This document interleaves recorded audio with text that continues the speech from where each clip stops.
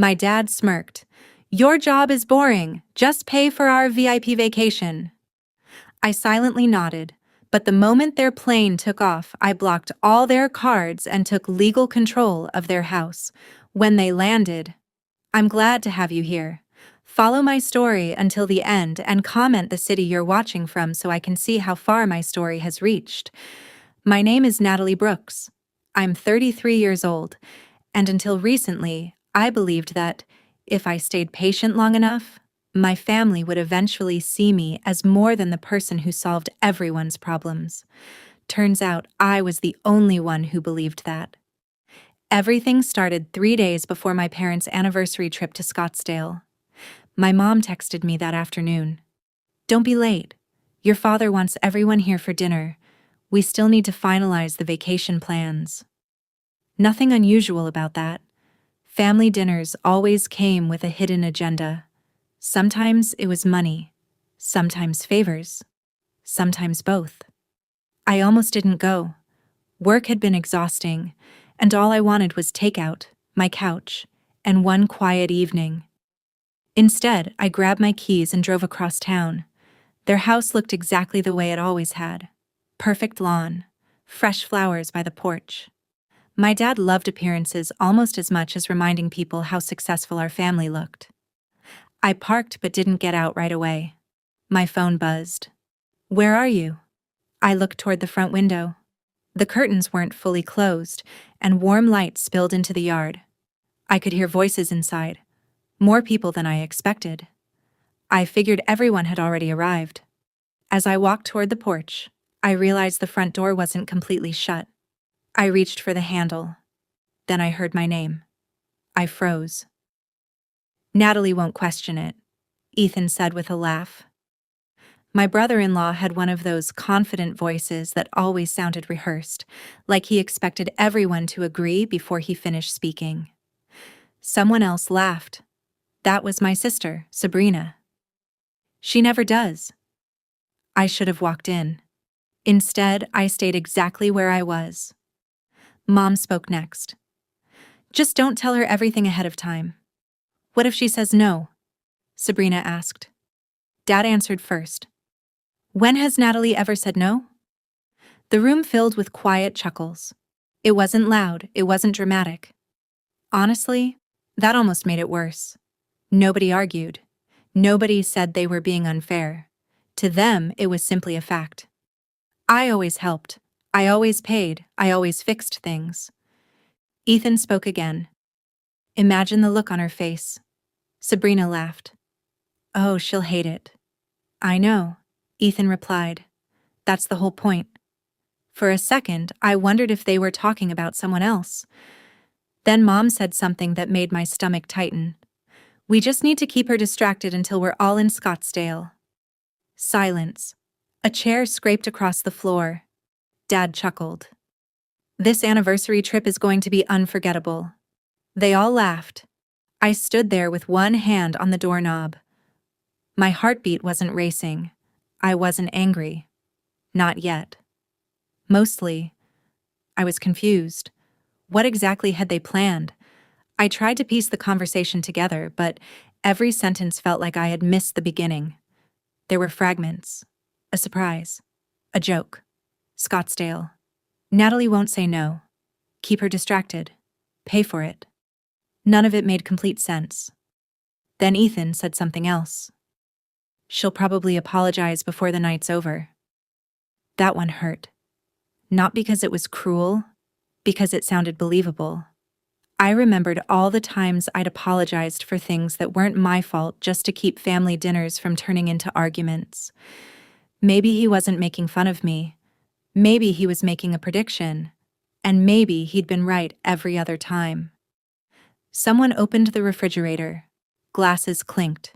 The conversation drifted to hotels, flights, and dinner reservations. If I had walked in 5 minutes later, I would have thought everyone was happily planning a family vacation. No one would have guessed what I'd just heard. I slowly stepped backward before the floorboards could creak. The evening air suddenly felt colder. I looked at my reflection in my phone. "You don't know the whole story yet?" I whispered. Maybe I was overreacting. Maybe there was an explanation. Maybe I'd misunderstood. I wanted to believe that. Then my phone started vibrating. Dad.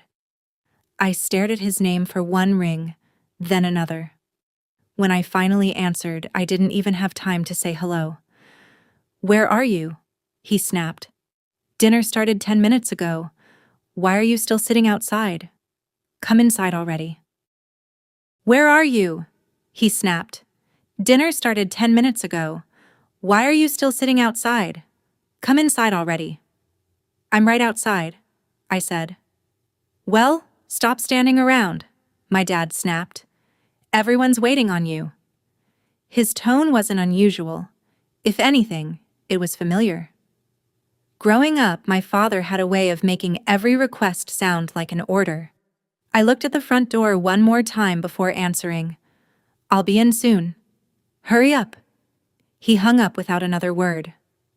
I stared at the dark screen for a second, then slipped my phone into my pocket. My hand was still resting on the doorknob, but now I knew something I wasn't supposed to know. So I took a slow breath and walked inside like nothing had happened. The conversation stopped for barely a second. "There she is," Mom said with a smile that looked perfectly normal. "We were wondering where you disappeared to." "Traffic," I replied. Dad checked his watch. "You're late." "I know." That was enough for him. No lecture, no welcome either. Just another reminder that I had arrived slightly below expectations. Sabrina waved me toward the dining table. "Come sit. Ethan was just telling us about this amazing place we're staying." Ethan grinned. "You're going to love it." I almost laughed. Not because it was funny, because I had just heard him planning something completely different 5 minutes earlier. Instead, I pulled out a chair. "So," I said, "tell me about it." For the next 20 minutes, they talked almost nonstop. Ocean view suites, private dining, spa reservations, boat excursions. Every detail sounded more expensive than the last. Nobody asked what I wanted to do. Nobody asked whether any of it fit my schedule. They talked as if my role had already been assigned. Mom slid a brochure across the table. "We're thinking this package." I glanced at it. Luxury upgrades, VIP transportation, exclusive experiences. Dad smiled. "You work hard. You can afford to spoil your family once in a while." There it was. Not a request, an expectation. Ethan leaned back in his chair. "Honestly, Natalie, your job isn't exactly exciting. At least let your money have some fun." Everyone laughed, even Mom. I forced a small smile. Maybe. That answer seemed to satisfy them. The conversation moved on without me. I mostly listened. Every now and then, someone mentioned another reservation or another upgrade. Every single time, the assumption was exactly the same.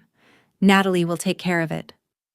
By dessert, I realized something that should have been obvious years ago. Nobody ever asked if I wanted to help. They only discussed how I would help. When dinner finally ended, Mom walked me to the front door. "Don't forget your passport." "I won't." "And make sure your work doesn't interfere this time." "I'll handle it." She smiled and hugged me. From the outside, we probably looked like any mother and daughter saying goodnight after a family dinner. Then she quietly added, "Your father gets stressed planning these things. Just try not to argue with him this weekend." I wasn't planning to. "I know," she said. "You're always the easy one." For some reason, that hurt more than everything Ethan had said. I drove home with the radio off. Traffic was light, but my mind wasn't. Little memories kept showing up one after another. Being 16 and giving up a school trip because Dad needed help paying an unexpected bill. Working extra shifts in college while Sabrina spent spring break in Mexico. Sending money after Mom said it was just until next month. That next month had somehow lasted years. I couldn't remember the last time someone in my family asked me how I was doing without needing something 5 minutes later. When I pulled into my apartment garage, I didn't go upstairs immediately. I stayed in the driver's seat and checked my phone. 3 unread messages. One from Sabrina asking if I could compare hotel prices. Another from Mom reminding me to renew the travel insurance. The last one was from Ethan. Don't forget your company card, makes everything easier. I stared at that message a little longer than the others. Then I typed the same short reply to all 3. I'll take care of it. I wasn't lying. I intended to take care of everything. Just not in the way they expected. If you're enjoying the story so far, don't forget to like the video. It really helps the channel. And I'd love to hear whether you've ever dealt with someone who quietly expected you to carry everyone else's responsibilities. I finally walked upstairs, changed into comfortable clothes, and opened my laptop on the kitchen counter. For a few seconds, I simply looked at the screen. Then I clicked through several folders until one familiar name appeared. Brooks family. I clicked on the folder and watched dozens of files fill my screen. Bank transfers, loan records, insurance documents, receipts. Most people would probably think it looked like work. For me, it almost felt relaxing. I've spent the last 9 years working as a compliance analyst for a risk consulting firm in Denver.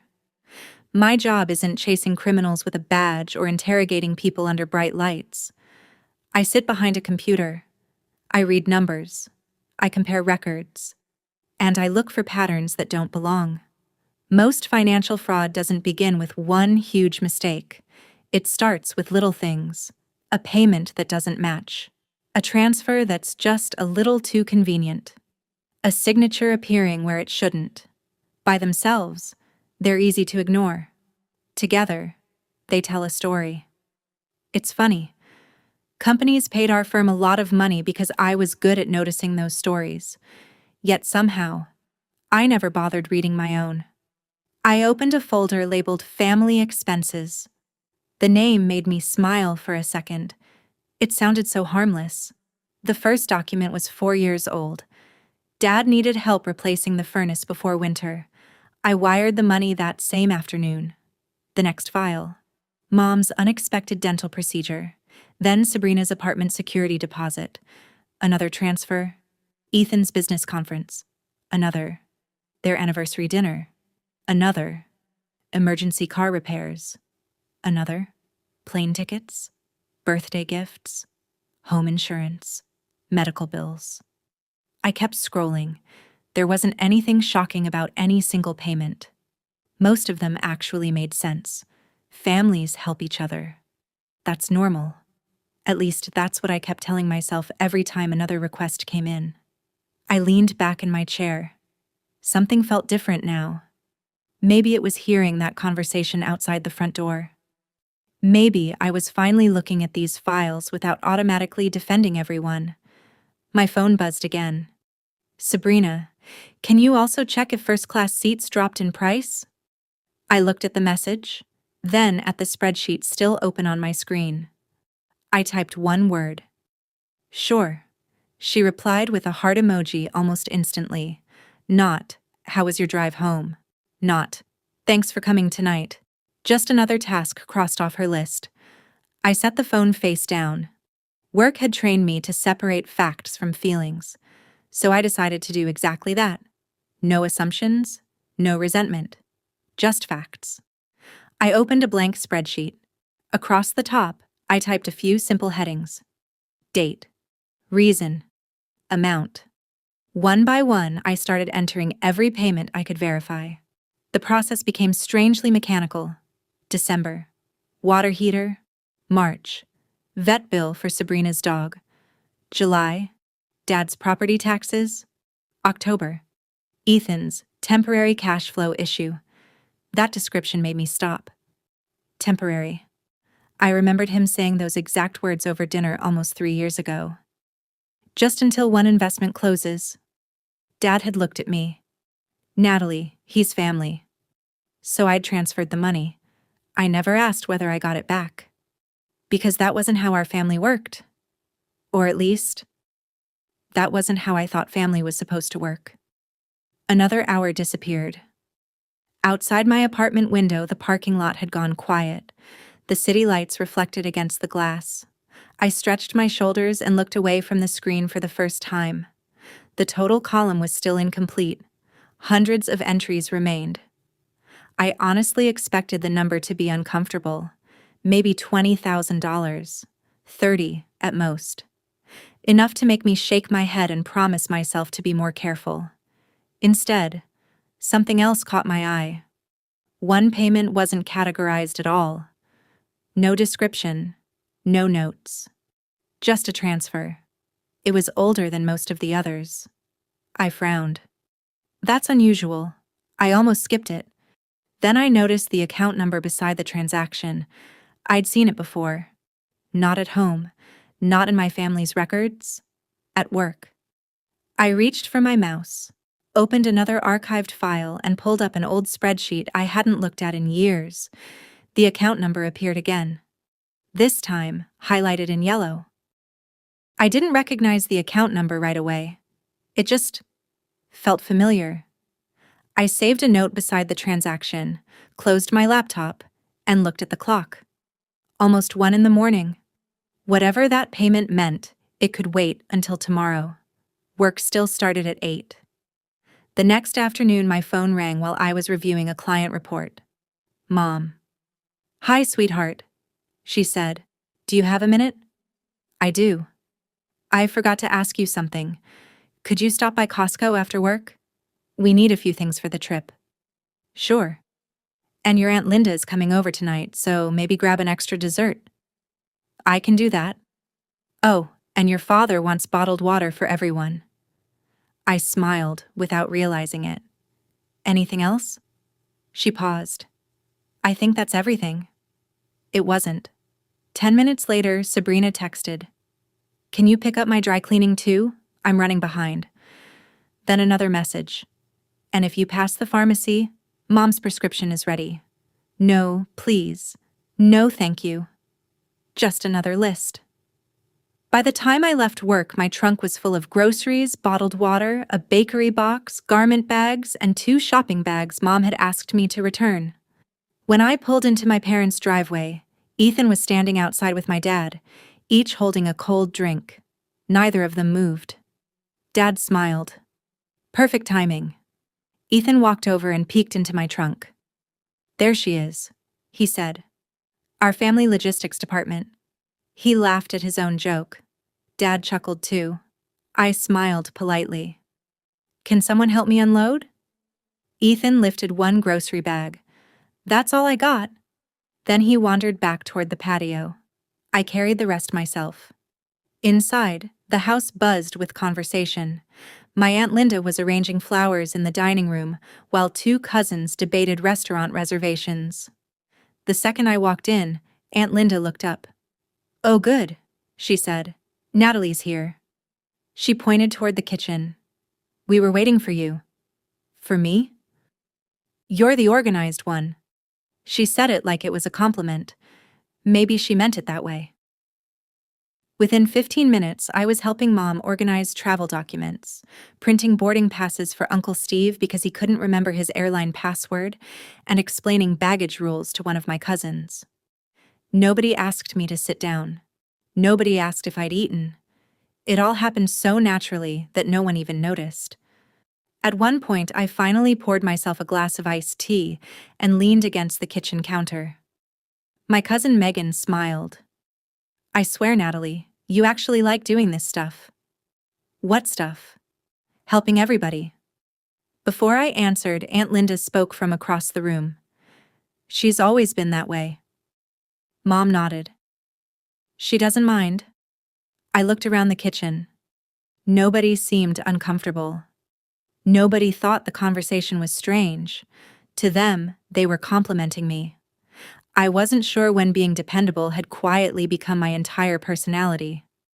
Sabrina finally walked in carrying nothing except her phone. "Oh, good," she said. "Did you get my dry cleaning?" "It's in the car." "You're the best." She kissed my cheek and disappeared upstairs before I could say another word. 5 seconds later, Mom called after me. "Natalie, Could you bring it inside for her? I set my glass down. Yeah. Outside, I stood beside my car for a moment longer than necessary. The evening was calm. Kids were riding bikes a few houses away. Someone nearby was grilling dinner. It looked like any normal neighborhood. I opened the back door and grabbed Sabrina's clothes. When I came back inside, everyone was laughing in the dining room. Ethan had apparently started telling another story. And then the hotel manager says, "Sir, we only have one penthouse left." Dad laughed. "Well, that's the one we're taking." Ethan pointed across the room when he noticed me. "There she is." He grinned. "Good thing Natalie's coming." I looked at him. "What do you mean?" He shrugged like it was the most obvious thing in the world. "Somebody has to pay for our vacation again." The room went quiet for just a second. Not because anyone thought it was inappropriate, because they were waiting to see how I'd respond. I looked around the table. Everyone was waiting for my reaction, so I smiled. I guess we'll find out how expensive this trip gets. A few people laughed. Ethan pointed at me with his fork. "See? That's why I like Natalie. She has a sense of humor." The conversation moved on like nothing had happened. Mine didn't. I carried Sabrina's clothes upstairs, came back down, and took my seat just as Mom announced dinner was ready. The table looked beautiful. Roasted chicken, fresh vegetables, homemade rolls, my aunt's pie. For a few minutes, everything actually felt normal. People talked about work, sports, and summer weather. My cousin's son was starting kindergarten. My uncle complained about golf. Someone asked if I'd seen a new restaurant downtown. It almost felt like the family dinners I used to enjoy when I was a kid. Then Dad picked up the vacation itinerary. "So," he said, "let's go over the schedule." He slid the printed pages toward me instead of Sabrina. "Can you make sure everything looks right?" I skimmed through it. Private airport transfer, luxury resort, boat charter, spa package, wine tasting. Every activity had already been booked. "Looks organized," I said. Dad nodded. "I knew you'd appreciate that." Before I could hand the papers back, Mom spoke. "The spa added another package." Dad looked at me. "Can you cover that too?" He said it so casually that it took me a second to realize what he'd asked. Nobody looked surprised. Nobody even paused. It sounded exactly like asking someone to pass the salt. I folded the itinerary. "How much is it?" Mom checked her phone. "About $1,200. Ethan whistled. "Still cheaper than paying for stress." Everyone laughed again, except me. I simply nodded. "We'll see." Dad misunderstood my answer as agreement. "Perfect." He immediately moved to the next topic. The rental company also suggested upgrading the SUV. Mom smiled. "We'll need extra luggage space." Dad looked at me again. "That's reasonable, right?" There it was. Another assumption. Not, "Would you be willing?" Not even, "What do you think?" Just, "Natalie will handle it." As dinner continued, I started paying attention differently. Not to the words, to the pattern.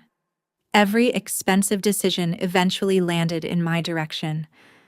Every practical problem somehow became mine to solve. When Uncle Steve mentioned travel insurance, Mom turned toward me. "Natalie already knows which one we should buy." When my cousin asked about airport parking, Dad answered for me. "Natalie will figure it out." Even Sabrina joined in. "Oh, can you also print everyone's boarding passes before Friday?" She didn't ask if I had time. She simply assumed I would. I answered the same way every time. "Sure. I'll check. I can look into it." The more agreeable I sounded, the more requests appeared. It reminded me of something I saw at work once. A client had a department that quietly took on everyone else's responsibilities. Nobody intended to overload them. It just happened because they never pushed back. Eventually, the extra work stopped looking like a favor. People treated it like part of the job. I glanced around the table again. Maybe that was exactly what had happened to me. Mom wasn't trying to manipulate me in that moment. Dad genuinely believed this was normal. Sabrina probably did too. Somewhere along the way, helping had quietly turned into an obligation. Dinner ended with coffee and pie. People stood in little groups talking about the trip. I carried empty plates into the kitchen without anyone asking. Mostly because I always did. Mom smiled as she rinsed dishes. I don't know what we'd do without you. It sounded kind. It should have felt comforting. Instead, it landed differently. Not because of what she said, because of what she didn't say. She never asked whether I wanted that role. A few minutes later, Aunt Linda asked me to help pack leftovers. While I was stacking containers near the refrigerator, voices drifted in from the other side of the kitchen doorway. I recognized Ethan first. His voice dropped just enough that he probably thought no one else could hear. I stopped what I was doing. The lid in my hand never quite made it onto the container. I stayed where I was. The refrigerator door blocked part of the kitchen entrance so no one could see me unless they walked in. Ethan laughed quietly. I'm telling you, it'll be priceless. Dad lowered his voice. You really think she'll show up? Oh, she'll show up, Ethan said. Sabrina already took care of that. My grip tightened around the plastic container. Sabrina spoke next. I texted Marcus yesterday. Marcus. I hadn't heard that name in almost 3 years. For a second, I honestly wondered if there was another Marcus. Then Ethan answered. Good. Just don't tell Natalie. My stomach dropped. Marcus wasn't just an ex-boyfriend. He was my former fiancé.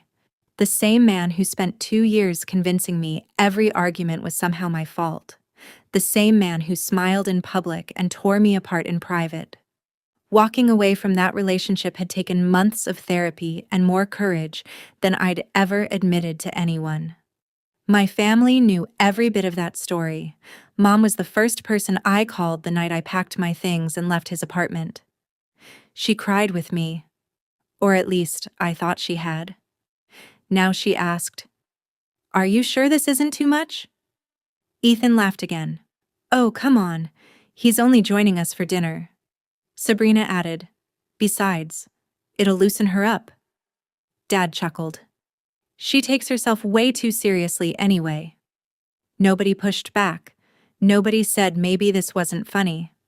Mom didn't sound convinced, but she didn't stop them either. She sighed. I just don't want a scene. You won't get one, Ethan replied. Natalie hates confrontation. He said it so confidently that everyone else seemed to accept it as fact. Because he wasn't wrong. I had spent years avoiding arguments, apologizing first, keeping the peace, making things easier for everyone else. Apparently, they had started treating that as part of my personality instead of a choice. The conversation shifted. Ethan lowered his voice even more. I've got another idea. What? Sabrina asked. We should upgrade everything once we get there. Dad laughed. With what budget? Ethan answered without hesitation. Natalie's company card. I stopped breathing for a second. Mom immediately asked, Isn't that risky? He shrugged. She has access. She'll sort it out. If accounting asks questions, Dad said, they won't. And if Natalie says no?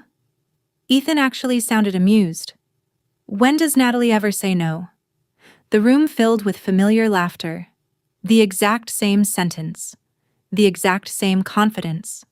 They truly believed they already knew how I would react. I carefully set the container onto the counter before my hands gave away how badly they were shaking. A few footsteps echoed toward the kitchen. I grabbed another stack of leftovers just before Aunt Linda walked in. Oh, there you are, she said. Need any help? I smiled. I've got it. She opened another cabinet. You always do. She meant it kindly. That almost made it worse. A few minutes later, everyone started gathering coats and purses. Mom called from the hallway. Natalie, aren't you staying a little longer? I've got an early morning. Dad barely looked up from his phone. Don't forget to book the airport transportation. I won't. Ethan slapped me lightly on the shoulder as he walked past. Knew we could count on you. I smiled. So did I. He laughed, completely missing what I meant. Nobody noticed that I skipped saying goodbye to Sabrina. Nobody noticed that I left before dessert was packed away. By the time I reached my car, the front door had already closed behind me. I sat in the driver's seat without starting the engine. The neighborhood was quiet. Inside the house, my family was probably still talking about vacation plans, maybe even laughing.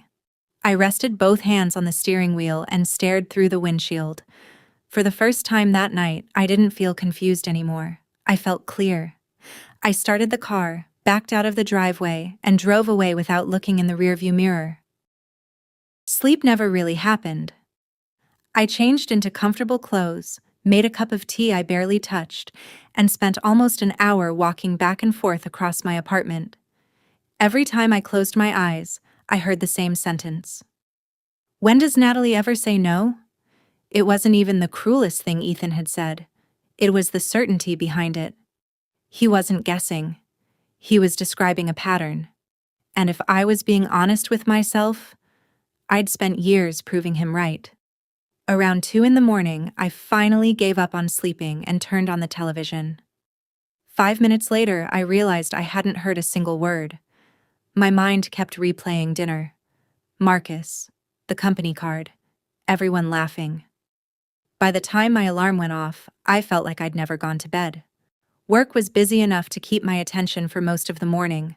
A pharmaceutical client had compliance issues that needed immediate review, and for several hours I focused on deadlines instead of family. That was one thing I loved about my job. Numbers didn't lie because they were angry. They didn't exaggerate because they were embarrassed. People did. Data usually didn't.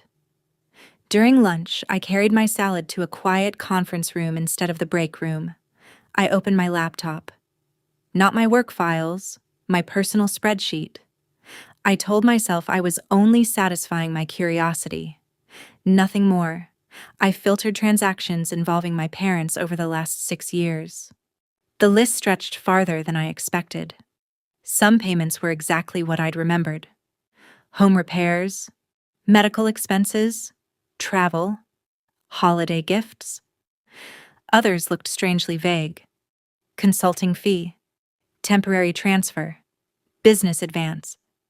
Those descriptions bothered me, mostly because they sounded like labels Ethan would use. I clicked into one of them. The money hadn't gone directly to Ethan. It had gone to a business account.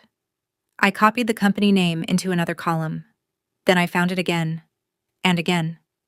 Different dates, different amounts, same company. I frowned. Maybe Ethan had simply changed how he billed people.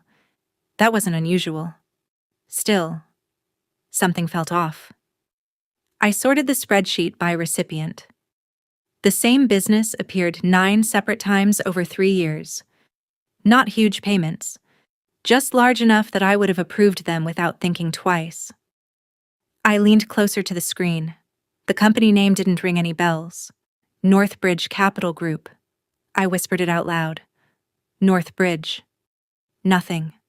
No memory. No face. No explanation. I searched my email. A few invoices appeared. Every one of them had been forwarded by Sabrina. Can you help Ethan out? This is just temporary. We'll pay you back after his next client closes. I remembered answering almost every email with the same sentence. Of course. Hope everything works out. I rubbed my forehead. How many times had I done that? Enough that I'd stopped asking questions. Enough that invoices from a company I'd never heard of no longer seemed unusual. A notification popped up from Sabrina while I was still staring at the screen. Don't forget to reserve the airport car today. Dad keeps asking. No greeting. No mention of yesterday. Just another reminder. I didn't answer right away. Instead, I opened another browser tab. Out of habit more than suspicion, I searched for Northbridge Capital Group. The first few results were generic business listings. I clicked one. The registration page loaded slowly.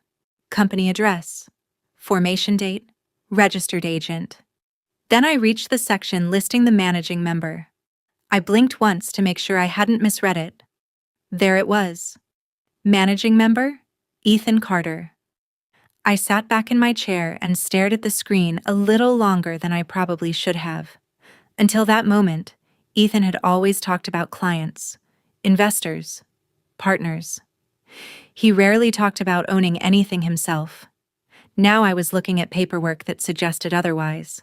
And suddenly, every one of those old transfers felt a little less ordinary. I stared at Ethan's name for another few seconds before I closed the browser. Not because I was done, because I wanted to slow myself down. At work, jumping to conclusions was one of the fastest ways to make a mistake. One document never told the whole story. I finished my lunch, returned a few emails, and wrapped up the rest of my afternoon like nothing had changed. On the drive home, though, my mind kept circling back to Northbridge Capital Group. Ethan had always described himself as an independent wealth consultant.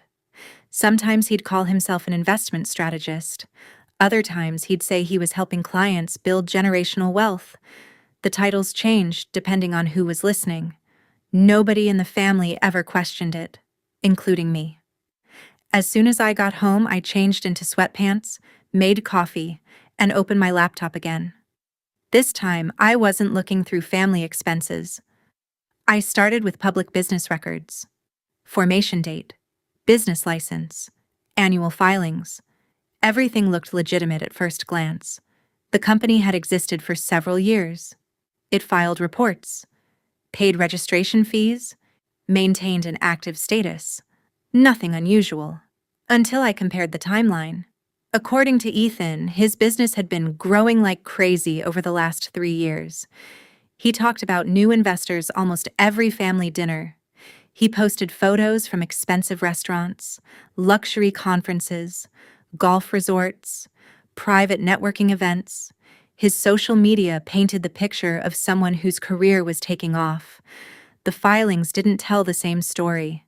Revenue declarations barely changed from year to year. Some years looked surprisingly quiet. One filing even listed almost no business activity at all. I frowned.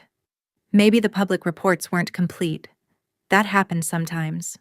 Still, the gap between what Ethan claimed and what the record suggested was impossible to ignore.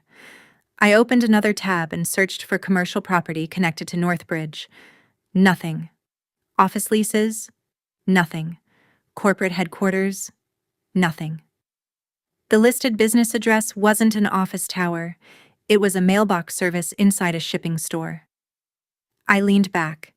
Seriously? That alone wasn't illegal. Plenty of small businesses used mailing services, but it definitely didn't match the image Ethan worked so hard to sell. My phone buzzed. Dad. I answered. Hey, did you book the airport transportation? I'm comparing a couple of companies. Good. He paused. And Ethan found an upgraded boat excursion. We'll talk about it tomorrow. Before I could answer, he added, You're better with this stuff than the rest of us. The call ended less than a minute later. Not once did he ask how work was going, or how I was doing. I set my phone aside and kept digging. Business records led to property filings. Property filings led to financing documents. Nothing dramatic, just paperwork. Page after page. Exactly the kind of documents most people never bothered reading, which was probably why I enjoyed it. Details usually lived where nobody else wanted to look. About an hour later, I noticed something that made me stop scrolling. A financing statement. Large amount, several $100,000. I opened the document. Collateral information, borrower information. Then an address appeared farther down the page. I read it once, then again. My parents' house. I knew that address by heart. I'd celebrated birthdays there, Christmas mornings, graduation parties. Every major memory from my childhood pointed back to that place. Yet somehow it had appeared inside paperwork connected to Ethan's company. I zoomed in to make sure I wasn't misreading anything. The address stayed exactly the same. For the first time since opening my laptop, I wasn't just curious anymore. I reached for my notebook and quietly wrote down the document number. Something about this filing deserved a much closer look. I entered the document number into the county records database. Property records weren't exactly exciting reading, but they were usually straightforward. Ownership, tax history, recorded liens, mortgage filings. Everything was supposed to leave a paper trail. The first few documents matched what I already knew. My parents had bought the house more than 20 years earlier. They refinanced once when interest rates dropped. Nothing unusual. Then I found another filing. It had been recorded less than 2 years ago. I frowned. I don't remember this. I opened the document. It wasn't a refinance. It was a home equity loan. The amount made me sit up. $365,000. I read the number twice before continuing. Borrowers, Richard Brooks, Monica Brooks, lender. A private lending company I'd never heard of. Collateral. The family home. For several seconds, I simply stared at the screen. My parents had never mentioned taking out another loan, not once. And trust me, they usually told me everything involving money, mostly because sooner or later, I ended up helping. I opened another page. Monthly payment schedule, interest rate, maturity date. The interest wasn't terrible. The payment amount was. I grabbed my calculator.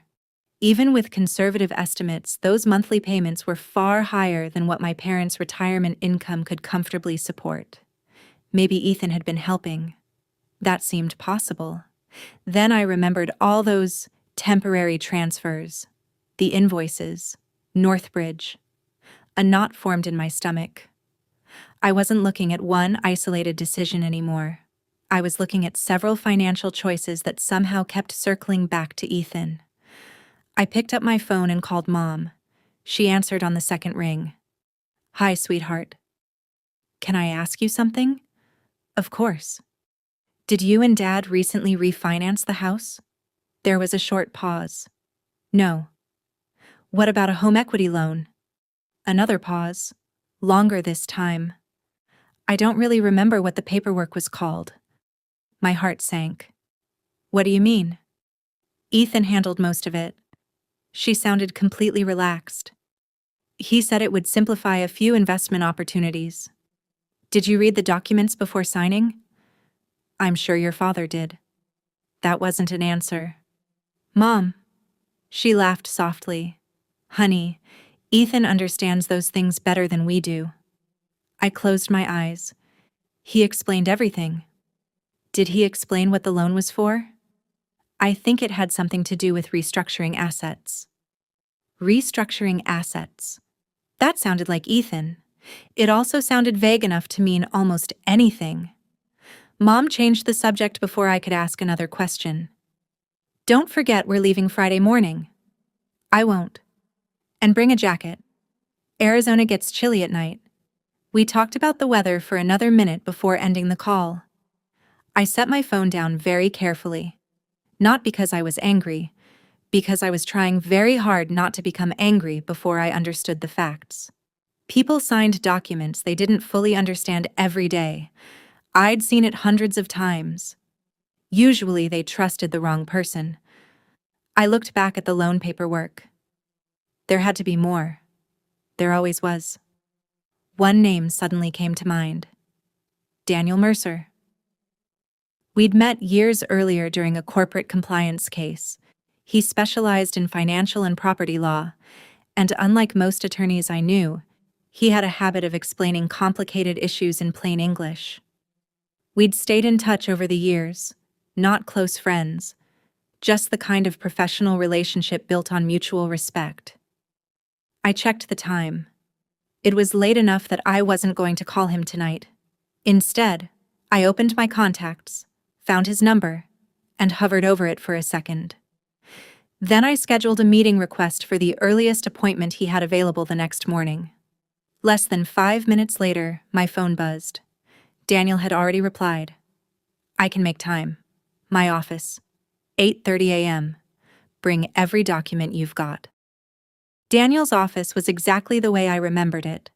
No flashy furniture, no oversized artwork trying to impress clients, just shelves full of legal books, a coffee machine that looked older than both of us, and a conference table covered with neatly organized files.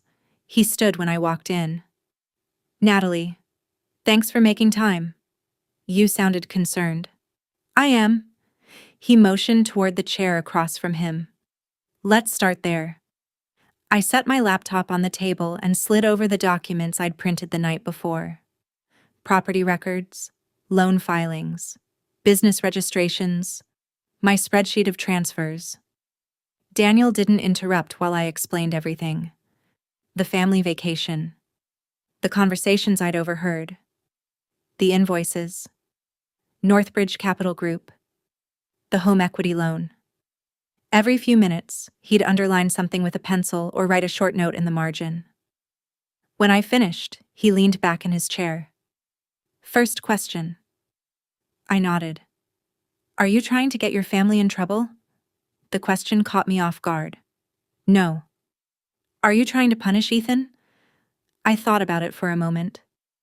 I want to know what's true. He smiled slightly. Good. Why? Because those are two very different goals. He folded his hands on the table. If you came in here asking how to destroy someone's life, I'd end this meeting. I let out a quiet breath. I'm here because I think my parents may have signed something they didn't fully understand.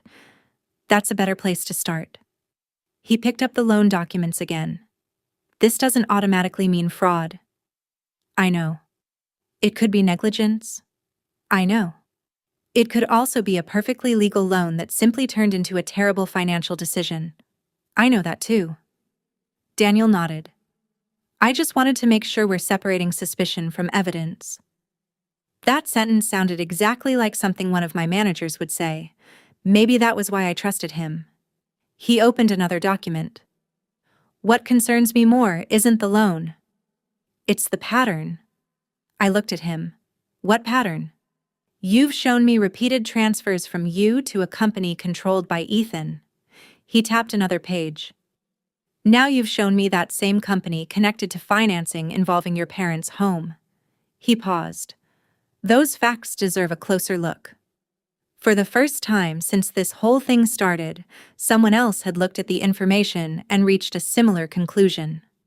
I hadn't imagined it. Daniel wasn't accusing Ethan of a crime, but he also wasn't dismissing my concerns.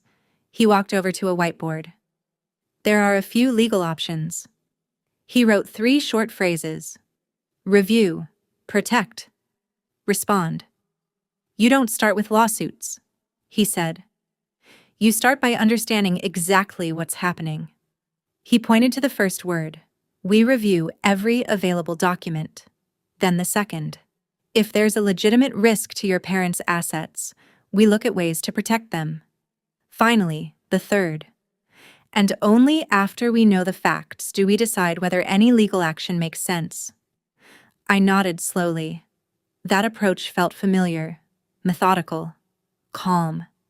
Exactly how I handled complicated cases at work. Daniel sat back down. One more question. Okay. How many financial records do you actually have?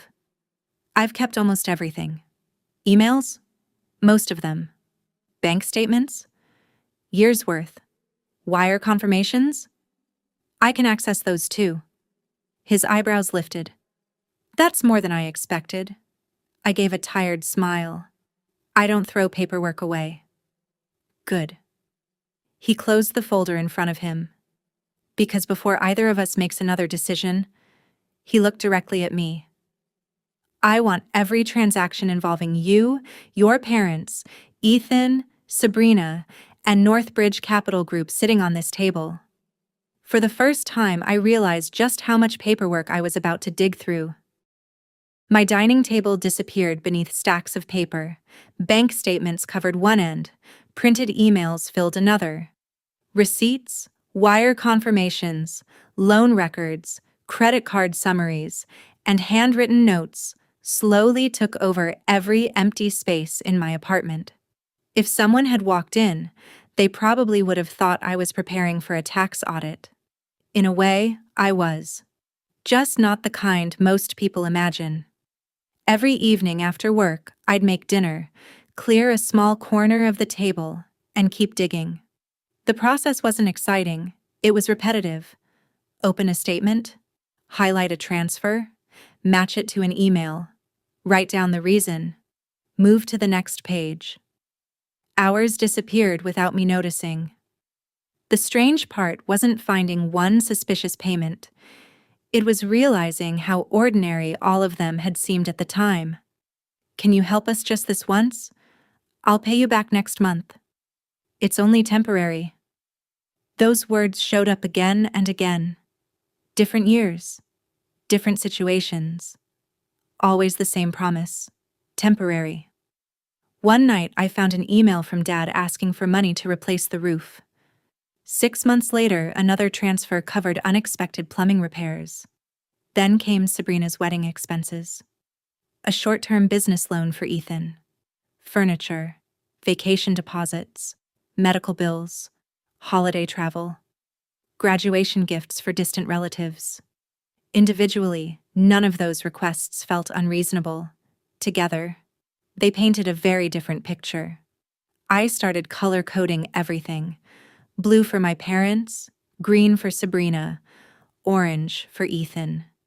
Within an hour, orange had become the biggest section. That surprised me.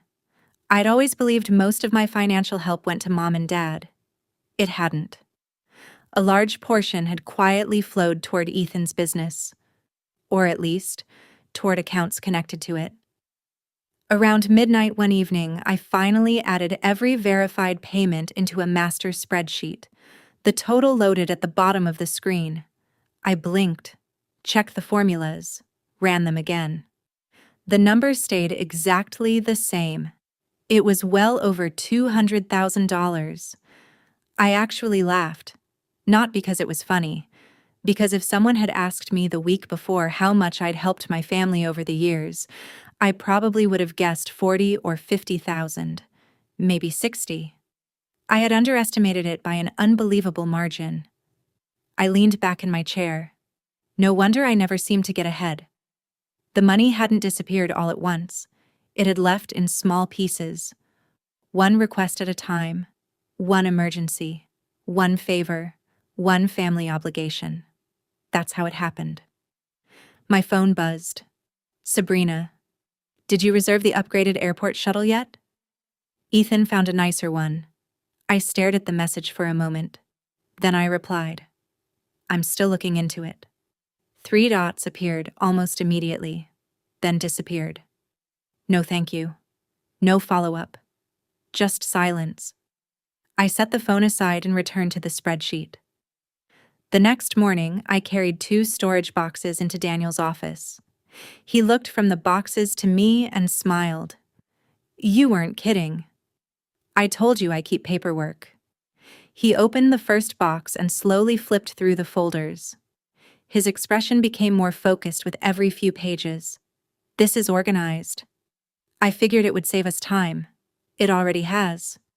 For almost an hour, we sorted documents into separate categories: personal transfers, business payments, property records, loan documents.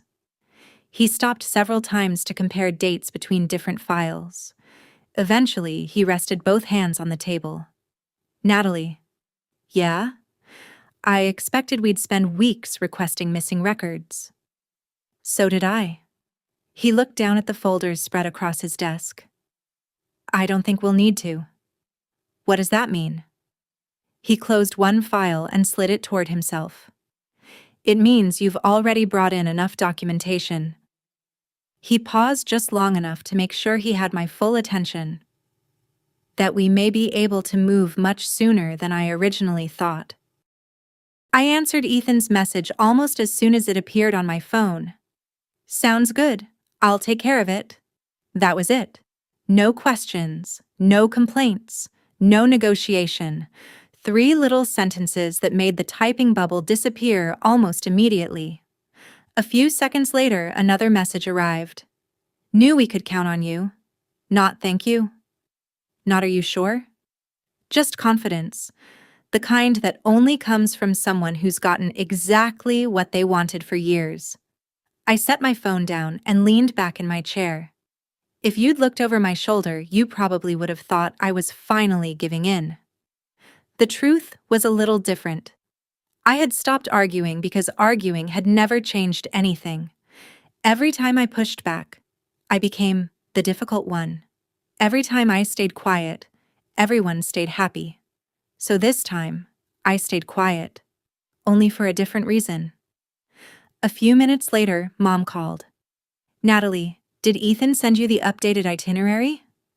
He did. Everything okay? Looks fine. She sounded almost surprised that I hadn't objected. Oh, good. I thought you might think it was a little extravagant. I didn't say that. No. She laughed softly. I guess you didn't. We talked for another minute about flight times and hotel check-in before she hung up. The entire conversation felt strangely polite. Like we were co-workers instead of family.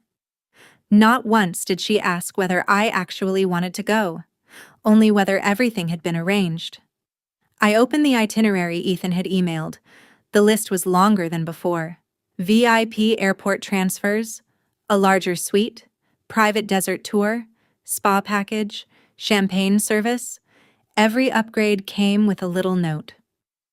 Worth every penny. Family deserves the best. Can you handle this reservation too? I almost smiled. Not because it was funny, because he'd stopped pretending these were requests. They were assumptions. I replied with another short message. I'll handle it. Less than 30 seconds later, he reacted with a thumbs up. That was all. No appreciation, no explanation, just another expectation fulfilled. Around lunchtime, Sabrina called while I was eating a salad at my desk. I knew Ethan was right. About what? He said you'd come around. I wasn't aware I needed convincing. She laughed. Oh, Nat, don't make everything sound so serious. I'm not. You always stress over money. I work with money. Exactly. She laughed again. Numbers don't scare you. I looked across my office. A couple of coworkers were discussing a client presentation while someone refilled the coffee machine. Everything around me felt normal, grounded, professional. Then there was this conversation. Sabrina kept talking. We're really excited about this trip. Mom says it's going to be the nicest vacation we've ever taken. I'm glad. You'll love the resort. I'm sure I will. She paused. You sound different. Different how? I don't know. You seem calmer? I've been busy. Well, whatever you're doing, keep doing it. She laughed one last time before hanging up. I sat there looking at my phone for several seconds. She wasn't wrong. I was calmer. Not because things had improved, because I had finally stopped expecting them to. That afternoon, another email landed in my inbox. Subject line, final vacation requests. I opened it. Ethan had turned the trip into a spreadsheet. Everything color-coded, everything itemized, every luxury experience assigned to someone. Almost every expensive line somehow pointed back to me. Restaurant deposits, boat excursion, suite upgrade, entertainment package, airport lounge access. There was even a note beside one reservation. Natalie usually handles these. Usually. That single word stayed with me longer than anything else. It wasn't a favor anymore. It had become my role. I forwarded the email into a folder I'd recently created. Instead of deleting messages like I'd done for years, I was organizing everything. Every request, every receipt, every assumption. The folder kept growing. Late that evening, my phone buzzed again. Ethan. One more thing. I opened the attachment. The original itinerary had nearly doubled in price. A luxury villa had replaced the hotel suite. A private yacht dinner had been added. First-class upgrades for everyone. At the bottom, Ethan had written one sentence. I already told everyone you'd take care of it. The next morning, I opened Ethan's spreadsheet again. This time, I wasn't looking at the prices. I was looking at the payment details. Every reservation needed a card on file before the travel companies would confirm anything. Hotels, transportation, private tours, the yacht dinner. They all work the same way. I already knew which card Ethan expected me to use. Mine. Instead, I picked another option. Months earlier, Ethan had insisted I help organize several business expenses while he was traveling too much. He'd added me as an authorized administrator on one of his corporate booking accounts because, according to him, I was better with paperwork. At the time, it sounded harmless. I never questioned why someone who called himself a financial expert couldn't manage his own reservations. Now I understood something important. He'd given me access. He'd simply assumed I'd always use it for his benefit. I logged into the business travel portal. His company account was still active. The payment method attached to it hadn't changed. Neither had my administrative permissions. I sat quietly for a moment, reading every policy twice. I wasn't looking for shortcuts. I was making sure everything I did stayed inside the rules. If I clicked a button, I wanted to know exactly what it did. One reservation at a time, I started confirming the trip. The villa. The airport transportation. The restaurant deposits. The chartered yacht. Each booking listed the same corporate payment source connected to Ethan's business account. Nothing illegal. Nothing hidden. The account already existed. The permissions were already there. I simply stopped replacing his payment information with mine like I'd done so many times before. It was amazing how different the process looked when I stopped volunteering my own credit card. My phone buzzed before I finished the last reservation. Ethan. Everything going smoothly? I replied. Almost finished. His answer came back with a laughing emoji. I knew you'd make it happen. You're basically our project manager. I stared at the message. Project manager, not sister, not family, just the person who handled problems. I locked my phone and finished the final confirmation. A few minutes later, emails started arriving. Reservation confirmed, payment authorized, booking complete, one after another. I downloaded every confirmation into the same folder I'd been building. No excitement, no satisfaction, just documentation. That afternoon, I received another call from Mom. I heard everything's booked. It is. Oh, sweetheart, you've taken such a load off everyone's shoulders. I smiled even though she couldn't see me. I'm glad it helped. I told your father we never have to worry when you're involved. She probably meant it as a compliment. Somehow, it didn't feel like one anymore. Because what she really meant was this. We never have to solve anything ourselves. Natalie will. When the call ended, I went back to work. For several hours, I reviewed compliance reports for one of my firm's clients. The contrast wasn't lost on me. At work, every transaction required documentation. Every approval left a record. Every unusual payment raised questions. At home, no one asked questions, as long as someone else carried the cost. Near the end of the day, I received confirmation from every vendor. The entire anniversary vacation was officially locked in. No one from my family contacted the hotels. No one verified the payment method. No one requested copies of the receipts. They simply assumed everything had been handled exactly the way it always had. That evening, Sabrina called while I was making dinner. You've been surprisingly easygoing. I've had a busy week. I expected at least one speech about budgeting. I laughed quietly. Not this time. She hesitated. Seriously, are you okay? I'm fine. You don't seem annoyed. I'm not. There was a long pause. I have to admit, she said, it's kind of weird. Weird? You usually ask 100 questions before agreeing to anything. I stirred the pasta without answering right away. Finally, I said, maybe I'm trying something different. She laughed, but it sounded uncertain. I don't know whether I should be happy or nervous. Neither of us spoke for a second. Then she changed the subject. But before hanging up, she said something that lingered with me. I've never seen you say yes this easily before. I was finishing a report at work when an unfamiliar number lit up my phone. Normally, I would have ignored it. Instead, something made me answer. Hello? A familiar voice laughed softly. Still answering unknown numbers, Nat? I closed my eyes for a second. It had been almost 2 years. Ryan. I was wondering how long it'd take you to recognize my voice. What do you want? No hello. No. How have you been? I asked you a question. He chuckled like we were catching up over coffee instead of having our first conversation in years. I heard your parents are celebrating their anniversary. I didn't answer. So, congratulations to them. How did you get this number? You'd be surprised how small the world is. That wasn't an answer. Ryan had always done that.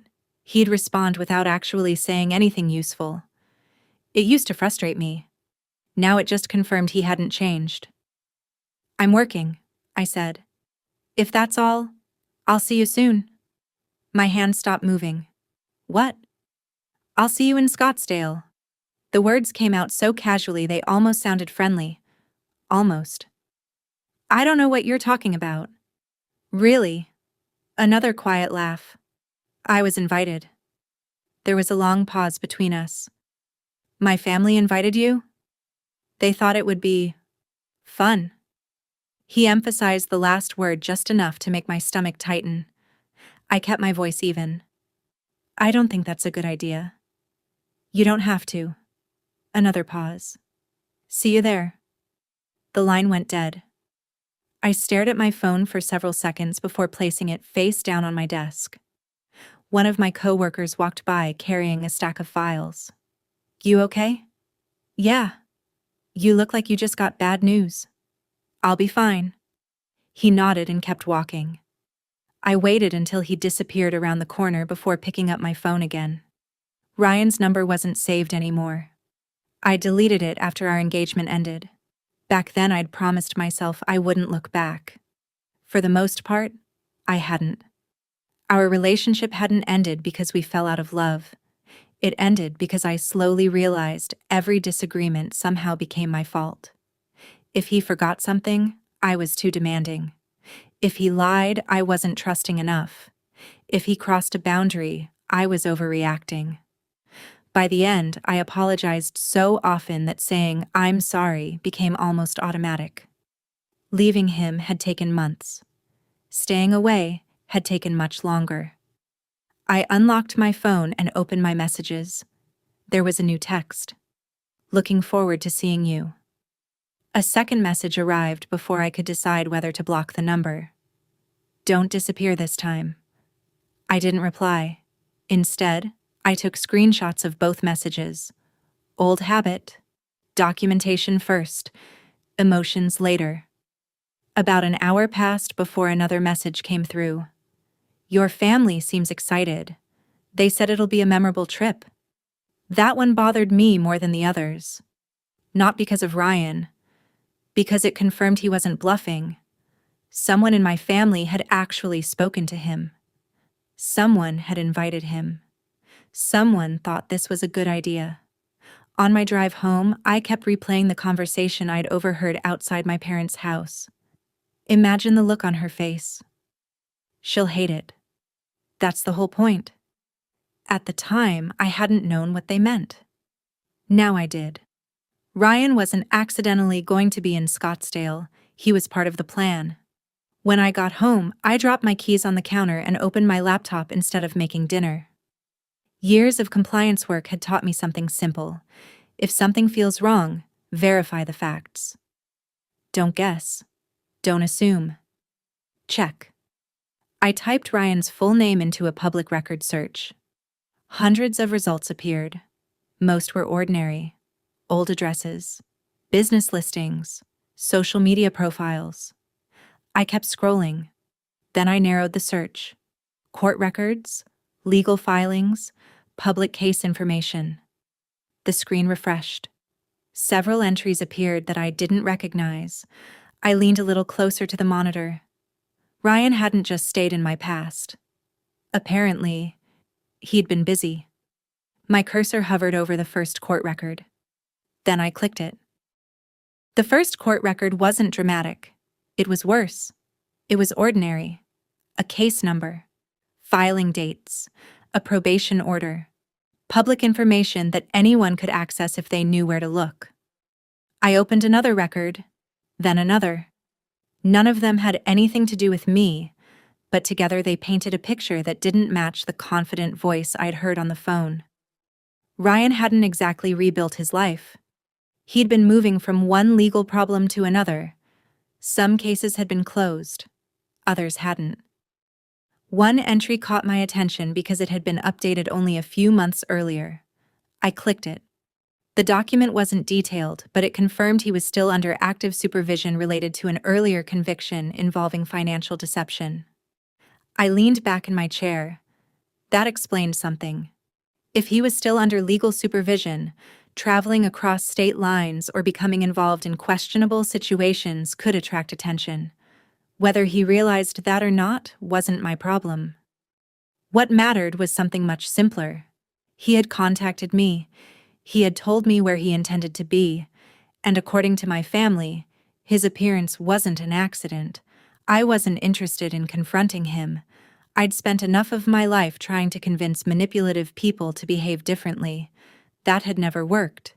Documentation worked. Procedures worked. I picked up my phone and called the attorney I'd been working with. He answered after the second ring. "Good morning, Natalie. I found something I'd like you to look at." "Related to the property?" "No." I gave him a brief summary of Ryan's phone call, the text messages, and the public records I'd found. He listened without interrupting. When I finished, he asked one question. "Has he threatened you directly?" "Not exactly." "But he contacted you after years of silence?" "Yes." "And your family invited him knowing your history?" "That's what it looks like." There was a short pause. "I wouldn't contact him," my attorney said. "Keep every message. Don't respond unless absolutely necessary." That's what I planned. As for the public records, there's an appropriate way to handle this. I assumed there would be. There is. He explained that if I believed someone with an active legal obligation might be violating its terms, I didn't need to investigate it myself. There were official channels. The responsibility belonged to the appropriate authorities, not to me. That was exactly what I wanted to hear. No dramatic confrontation, no emotional phone calls, no meeting in a parking lot, just procedures. We ended the call, and I organized everything into another folder. Screenshots, call logs, public case references, dates, times. Nothing more, nothing less. I submitted the information through the proper reporting process, attaching only factual details. I didn't speculate. I didn't exaggerate. I simply documented what had happened. When I clicked submit, I felt something unexpected. Relief. Not because I expected instant results. Because I no longer felt responsible for managing Ryan. For years, I'd believed every difficult person in my life was somehow my responsibility to fix. My family, my former fiancé, everyone. That belief was finally starting to disappear. The rest of the afternoon was strangely normal. I answered emails, reviewed compliance reports, joined a video meeting that had absolutely nothing to do with my personal life. For almost 2 hours, I forgot about Scottsdale completely. Then my phone buzzed. Mom. Hi, sweetheart. Hi. I just wanted to make sure you're packed. Almost. Oh, good.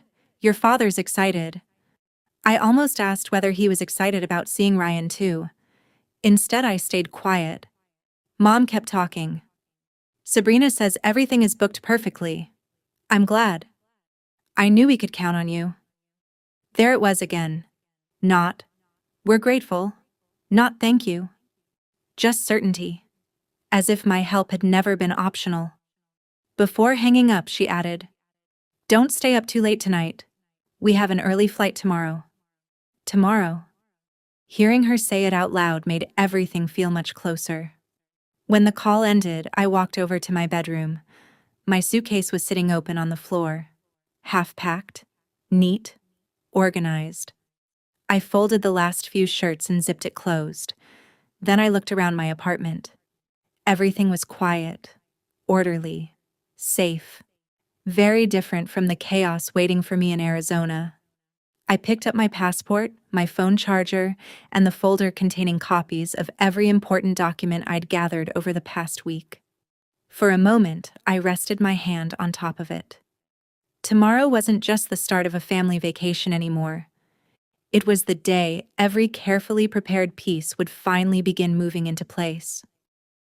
My alarm went off at 5:30. For a few seconds, I just lay there staring at the ceiling. According to the original plan, I should have been heading to the airport with everyone else. Instead, I reached for my phone. There were already 6 unread messages in the family group chat. Dad had sent a picture from the airport entrance. Everybody's here except Natalie. Sabrina replied with a laughing emoji. She's probably still organizing her suitcase. Ethan added, As long as she doesn't miss the flight. We need our travel manager. A few cousins joined in with jokes. None of them meant any real harm. That was the strange part. To them, this had become normal. I typed a message. Something came up at work this morning. I won't make this flight. The replies came almost immediately. Mom. What do you mean? Dad. Call me. Before I could even lock my phone, it started ringing. I answered. Good morning. It doesn't sound like a good morning, Dad snapped. What do you mean you're not coming? I have an issue at work I need to deal with. You've known about this trip for months. I know. So fix it. His tone made it sound like I had chosen to spill coffee on my shirt instead of dealing with something important. I'm trying. No, Natalie, you're making excuses. I stayed quiet. He continued. Your mother is already stressed. Sabrina's asking questions. Ethan had the whole schedule planned around everyone arriving together. I'm sorry for the inconvenience. Inconvenience? He laughed once. Do you know how ridiculous this looks? I'm aware. You always put work first. That almost made me smile. For years I'd put family first. Apparently one morning was enough to rewrite history. Dad sighed dramatically. So when are you getting here? I'm not sure yet. What does that mean? It means I'll let you know.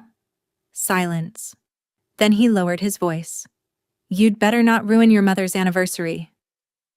The call ended before I could answer. I stared at the blank screen for a moment. Not angry. Just unsurprised. A few seconds later, Mom called. Her voice was softer. Sweetheart, is everything okay? It will be. Can your office really not wait a day? I wish it could. She hesitated. Your father thinks you're upset about something. I'm fine. You don't sound fine. I've just got a lot going on. I hope you aren't trying to prove a point. That sentence stayed with me. Prove a point. As if my entire life revolved around getting their attention. I'm not trying to prove anything. I hope that's true. We hung up politely. No yelling, no dramatic goodbye, just disappointment hanging in the air. Half an hour later, Sabrina called while they were standing in the security line. I could hear airport announcements in the background. Seriously? she asked. Seriously. You couldn't wait one day? I couldn't. You've never skipped a family trip before. I know. She was quiet for a moment. Then she laughed awkwardly. You know what Ethan thinks? I'm guessing he'll tell me anyway. He says you're making everyone worry because nobody's asking you to pay for anything else. I almost laughed. Is that what he thinks? He says you probably want someone to beg you to come. I looked out the apartment window. Traffic was starting to build outside. People were walking dogs. Someone across the street was carrying coffee into their office. The world kept moving. I don't need anyone to beg me. Then why aren't you here? I told you. I don't believe that's the whole reason. I'm sorry you feel that way. She sighed. You've been acting weird all week. Maybe. You'll come tomorrow? I'll let you know. She sounded frustrated. I don't even recognize you lately. Neither did they, because for the first time I wasn't solving their problems before they became mine. About 40 minutes later, Dad sent one final message to the family group.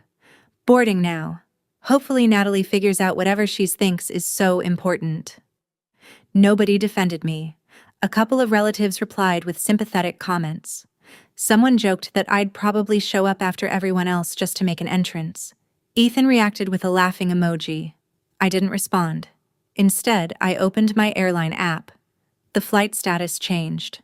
Boarding complete. A few minutes later, departed. I watched the update appear on my screen. Their plane was finally in the air. The flight tracker updated with a single word. Departed.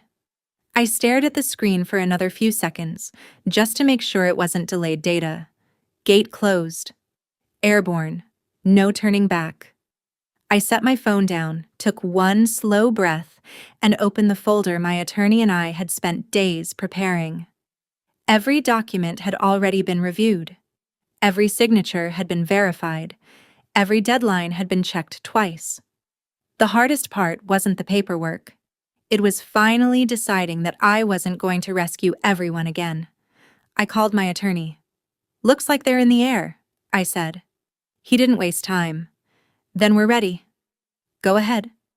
Those two words felt strangely heavy, not dramatic, just final. While my family was settling into first class with champagne and vacation plans, I sat at my kitchen table with coffee that had already gone cold. One by one, we worked through the checklist.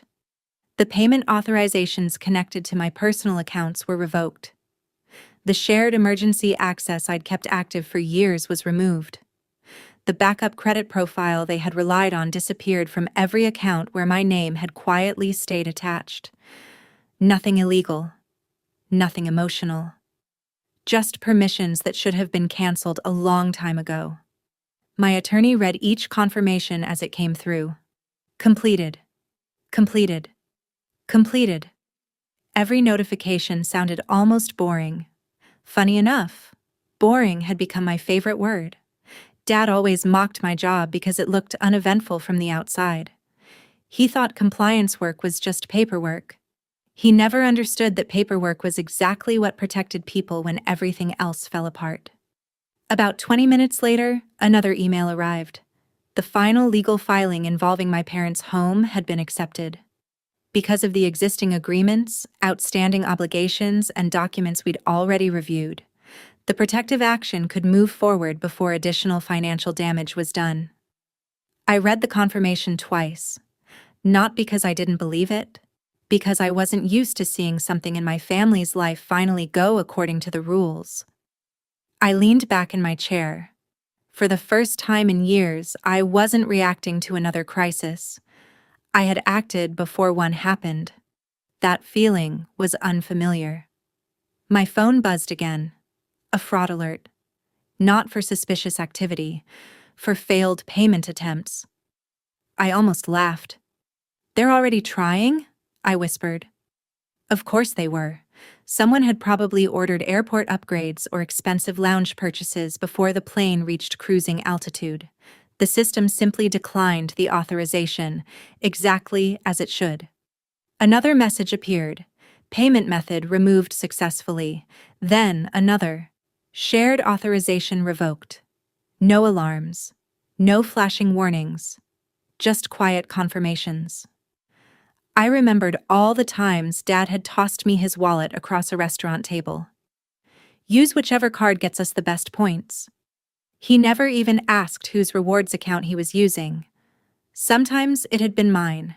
Sometimes the bill had quietly landed on one of my accounts because nobody bothered checking. I'd always fixed it afterward. Not anymore. Around noon, my attorney called again. We've received confirmation on every filing. Anything else you need from me? No, at this point, you wait. I've spent most of my life waiting. I know, he said. This time you're waiting because your work is finished. That was a different feeling altogether. I closed my laptop and looked around my apartment. It was unusually quiet. No family group texts, no requests, no grocery lists, no reminders to reserve restaurants, no last-minute emergencies that somehow became my responsibility. Just silence. Healthy silence. I decided to clean my kitchen, mostly because I didn't know what else to do with nervous energy.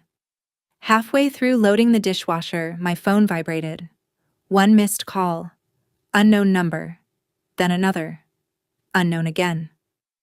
I ignored both. 5 minutes later, another call appeared. This time from Dad's cell phone. I frowned.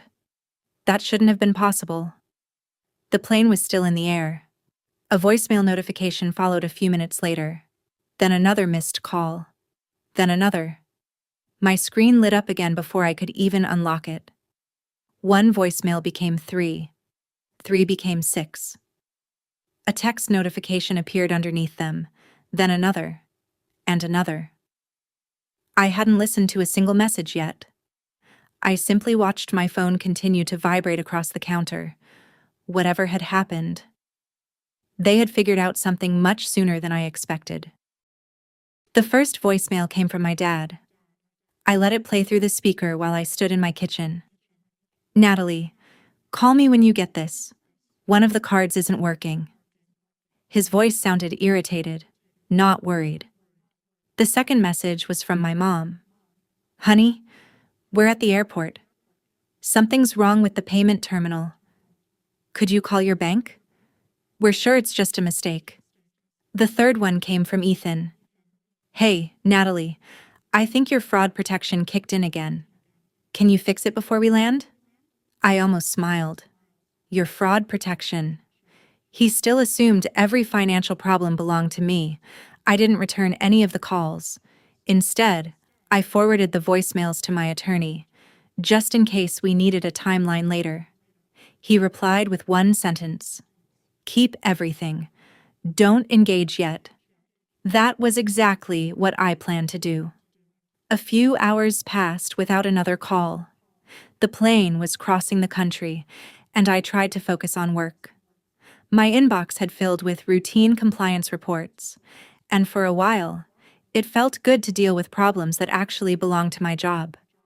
No family drama, no emotional negotiations, just policies, deadlines, and spreadsheets. Around mid-afternoon, my phone lit up again.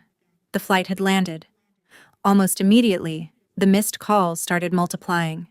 Dad, Mom, Sabrina, Ethan, Dad again. I muted the phone and watched the notifications stack on top of each other.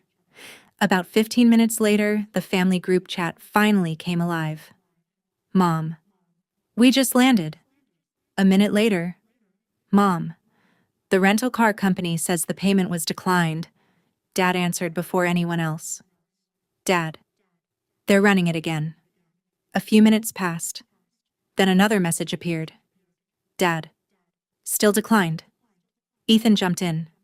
I'll use the business card. 5 minutes later. Never mind. No explanation, just those 2 words. I pictured the 4 of them standing at the rental counter, trying card after card while a line of tired travelers slowly formed behind them. For the first time all week, I wasn't there to step forward and fix it. Apparently, no one else knew how. Sabrina sent a laughing emoji. Technology hates us today. Mom replied with another smiley face. We'll figure it out. They still weren't worried. Not really. To them, this was just one of those annoying travel days. Someone would solve it. Usually that someone was me. Instead, I stayed silent. About 40 minutes later, another message appeared. Dad. We're taking a rideshare instead. That sounded almost reasonable. Then came another update. We'll pay at the hotel. I looked at the message for a long moment. No one asked whether I had canceled anything. No one wondered why every payment method they expected to work suddenly didn't. They simply assumed the next place would be different. I closed the chat without responding. Less than an hour later, another series of messages arrived. This time, they weren't nearly as cheerful. Mom. Reservation issue. A minute later. The hotel can't complete check-in. Dad finally called me again. I let it ring. Then it stopped. Another voicemail. Natalie, answer your phone. They've tried 3 different cards. The front desk says none of them are going through. I don't know what's happening, but call me. His voice had changed. The confidence was fading. 10 minutes later, Sabrina texted me privately. Do you know if your bank is having problems? I read the message twice. She still thought the cards belonged to me. I typed 3 words. Which bank? She didn't answer immediately. Instead, the family group chat lit up again. Dad. We're leaving. Mom. This place can't help us. Ethan. We'll just find another hotel. For a moment, I almost felt sorry for them. Almost. Then I remembered the conversations I'd overheard. The jokes. The plans to embarrass me. The assumption that I'd quietly pay for another luxury vacation because that's what I always did. My sympathy didn't last very long. The final message arrived just before sunset. It was from Sabrina. No emoji this time, no forced optimism, just one sentence. We had to leave the hotel, and now we're looking for somewhere else to stay. My phone stayed quiet for almost an hour. That was unusual. My family wasn't known for solving problems silently. Eventually, the group chat came back to life. This time, nobody was joking. Mom sent a photo of a much smaller hotel than the luxury resort they'd spent weeks bragging about. The lobby looked clean enough, but it definitely wasn't the place they'd shown everyone before leaving. At least we found somewhere. Dad responded with a thumbs up. No excitement, no celebration, just acceptance. A few minutes later, Sabrina texted separately. I guess the anniversary trip isn't exactly starting the way we planned. I stared at the message before locking my phone. She still wasn't asking what had happened. She still assumed this was bad luck. The next morning, I was making coffee before work when another notification appeared. This time, it wasn't from my family. It was my attorney. Everything remains in place. No legal changes overnight. Exactly what I wanted to hear. I thanked him, then opened my email.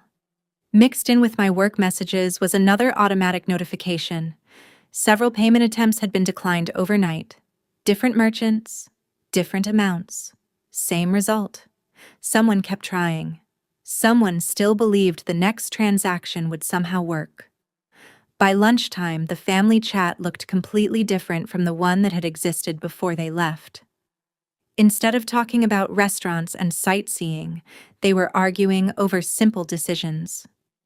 Dad wanted to cancel some reservations. Mom insisted they could fix everything the next day. Sabrina complained that they were wasting time sitting on customer service calls. Then Ethan finally spoke. I told everyone we should have handled the payments before we traveled. I actually laughed. That wasn't what he'd said a week earlier. Back then, he'd been the most confident person in the room. Now he was quietly rewriting history. Dad wasn't having it. I asked if everything was covered.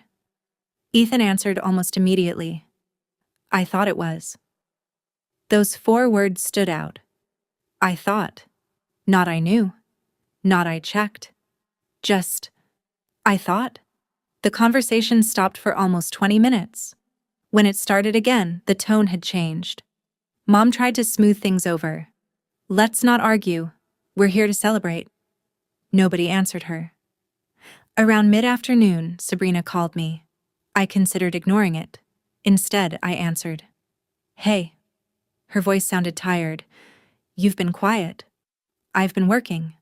I know, but this trip has been weird. Weird how? She sighed.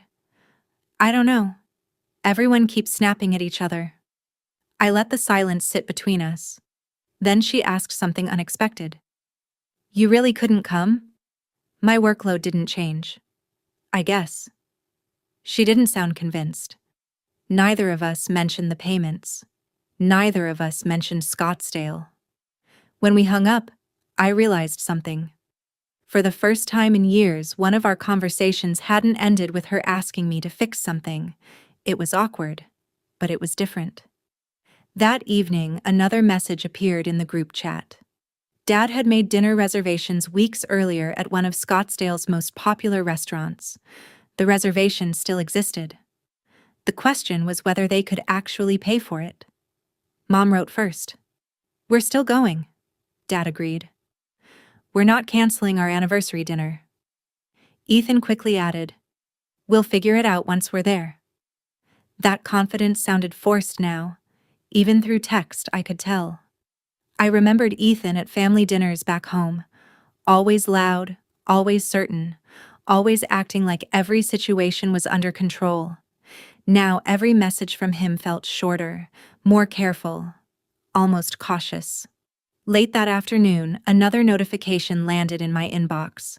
It wasn't from my family.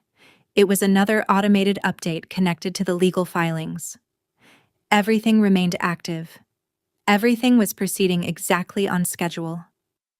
I closed the email and looked back at the family chat. Mom had just shared a picture of everyone dressed up. Dad was wearing the same navy blazer he'd insisted on buying for the anniversary photos. Sabrina smiled for the camera. Ethan smiled too, but it didn't reach his eyes. A few seconds later, Dad sent one final message before they walked inside. Anniversary dinner time. Then the chat went completely silent. My phone stayed silent through most of the evening. That alone told me dinner wasn't going the way anyone had imagined. I finished a few reports for work, closed my laptop, and finally checked the family group chat again. There were still no new messages.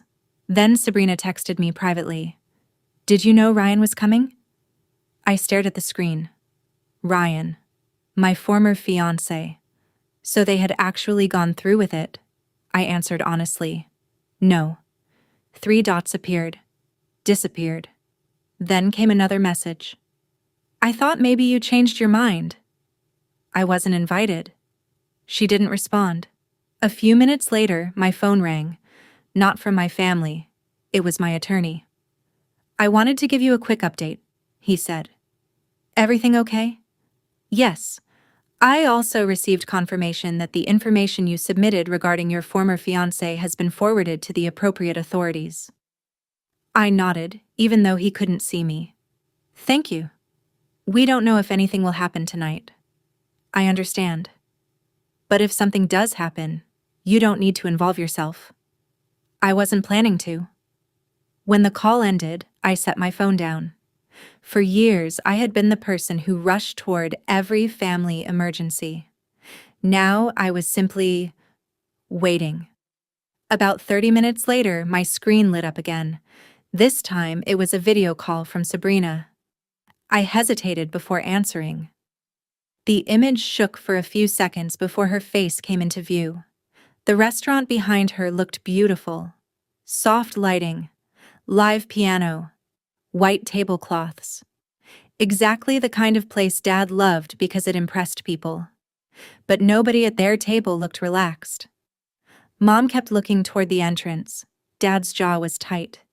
Ethan was staring at his phone. Then Sabrina turned the camera slightly. Ryan had just walked in. He looked around the dining room until he spotted their table. Dad stood and waved him over with a smile. Even through a phone screen, I could tell he thought everything was going according to plan. Ryan reached the table. Dad shook his hand. Mom smiled politely. Sabrina looked uncomfortable. Ethan forced a grin. Ryan pulled out a chair. I couldn't hear every word, but I heard Dad laugh. She'll be surprised she missed this. Ryan smiled. I figured she'd show up eventually. He sounded just as confident as Ethan had a few days earlier. Then, everything changed. 2 uniformed police officers walked through the restaurant entrance. Nobody at my family's table noticed them at first. The officers spoke briefly with the hostess. She pointed toward the dining room, toward Ryan. One officer approached calmly. "Sir?" Ryan looked up. "Yes?" "Could we speak with you for a moment?" The smile disappeared from his face. Dad frowned. "Is there a problem?" The officer stayed professional. "It concerns an active legal matter." Ryan stood slowly. "I think you've got the wrong person." The second officer had already taken out a folder. They exchanged a few quiet words. I couldn't hear them. But I saw Ryan's expression change. Confident, confused, then pale. He glanced toward the exit. One officer shifted slightly, blocking the easiest path. The restaurant had gone almost completely silent. Nearby conversation stopped. People weren't pretending not to watch anymore. They were openly staring. Dad stepped closer. "There has to be some mistake." The officer answered politely. "Sir, we'd appreciate some space." Ryan rubbed both hands together. His breathing became noticeably faster. No, this isn't." He looked around the room as if expecting someone to rescue him. Nobody moved. Not Dad, not Ethan, not even Sabrina. The officer spoke to him again. Ryan nodded once, barely. Then he suddenly grabbed the edge of the table. His shoulders started shaking. "I can't." He struggled to breathe. "I can't."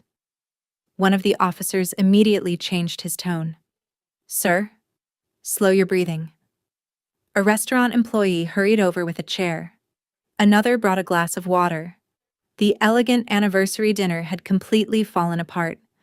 Guests whispered from nearby tables. Several people pulled out their phones. Dad stood frozen beside Ryan, looking like he couldn't understand how an evening meant to embarrass me had turned into the center of the restaurant's attention. On my screen, I watched Ryan sink into the chair, breathing harder with every second as panic completely took over him. Sabrina ended the video call without saying goodbye. I didn't blame her. There wasn't anything left to say. I set my phone on the coffee table and waited. Not because I was hoping for another disaster, because I knew my family well enough to know what came next. Whenever something went wrong, nobody accepted it quietly. Someone always had to be blamed. It didn't take long. About an hour later, the family group chat exploded. Dad sent the first message. "What a complete disaster." Mom replied almost immediately. "Let's not do this in the group chat." Ethan ignored her. "I had no idea that was going to happen," Dad answered. "You invited him." "I suggested it." "That's the same thing." The messages came faster after that. Nobody was trying to solve anything anymore. They were keeping score. Who made which decision? Who booked what? Who forgot something? Who embarrassed the family? For years, I would have jumped into the conversation. I would have tried to calm everyone down. Instead, I muted the chat again. About 20 minutes later, Sabrina called. Her voice sounded exhausted. "We're back at the hotel." "How is everyone?" She laughed once. Not because anything was funny, because she didn't know how else to react. "Dad and Ethan are yelling at each other." I stayed quiet. "Mom keeps saying tonight was supposed to be about their anniversary." "And?" "No one's listening." I could hear raised voices in the background. Even through the phone, I recognized Dad. "I asked one simple question." Then Ethan, You keep acting like this is all my fault. Another door slammed. Sabrina sighed. I should probably go. Before hanging up, she hesitated. Natalie. Yeah? I don't think I've ever seen Ethan this nervous. That caught my attention. Nervous how? He keeps checking his banking apps. Maybe he's trying to figure out the payment problem. Maybe. She paused. But he also keeps saying nobody should look at his business accounts. That wasn't what I expected. Did he actually say that? He told Dad those accounts were complicated and nobody else would understand them. The call ended a minute later. I didn't move for a while. Then I opened my laptop. Not to investigate. Just to review everything I'd already collected. The company, the payment history, the property records, the unexplained transfers. The more I looked at them, the more Ethan's behavior made sense. He wasn't acting like someone confused by bad luck. He was acting like someone worried people might start asking questions. The next morning proved exactly that. Mom sent a message to the family chat. We need to stop arguing. Nobody answered. Then Dad finally wrote something. Ethan, I want to see every payment you've made for this trip. A long silence followed. Finally. We'll go over everything when we get home. Dad didn't let it go. Why not now? Another pause. Because we're on vacation. Dad replied almost instantly. This doesn't feel like a vacation anymore. I looked at the timestamps. 5 full minutes passed before Ethan responded again. You don't trust me? It was a clever way to avoid the question. Instead of answering, he made it personal. For years, that strategy had worked on my family. Someone would apologize. The conversation would end. Nobody would ask for receipts. This time, Dad didn't back down. I asked for the transactions. Nothing else. Just one sentence. Simple. Direct. There was no response from Ethan. Not for 15 minutes. Not for 30. Not at all. Around noon, Sabrina sent me another private message. I think Dad's starting to realize something. What? He asked Ethan why your name keeps showing up in old payment confirmations. I stared at the screen, so they were finally looking. Really looking. Not assuming. Not laughing. Looking. Less than a minute later, another notification appeared. Not a text. Not the group chat. A direct phone call. Dad. I watched it ring until it stopped. Then it started again. Before I could decide whether to answer, the call ended. A second later, another incoming call appeared. This one wasn't from Dad. My phone kept ringing. Richard. I almost let it go to voicemail. Then I answered. For a few seconds, neither of us spoke. Finally, Dad cleared his throat. Natalie. His voice sounded different. Not softer. Just tired. Hi, Dad. We need to talk. I figured. Another long pause. I could hear muffled voices in the background. Someone was arguing. Probably Ethan. Dad lowered his voice. Can you explain what's happening? I can explain my part. Then explain it. I walked over to my apartment window and looked outside.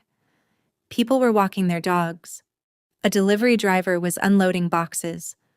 Normal life kept moving while mine seemed frozen around one phone call. You remember when you used to ask me to cover a bill? I said. Of course. Then it became 2 bills. He didn't answer. Then flights, hotel deposits, insurance payments, emergency transfers, business expenses that were supposed to be temporary. We always meant to pay you back. I know. You don't believe me. I believe you meant it. That wasn't the same thing. Dad sighed. We're family. I am aware. You make that sound like it's a problem. It became one. His breathing grew heavier. I don't understand why all of this is happening now.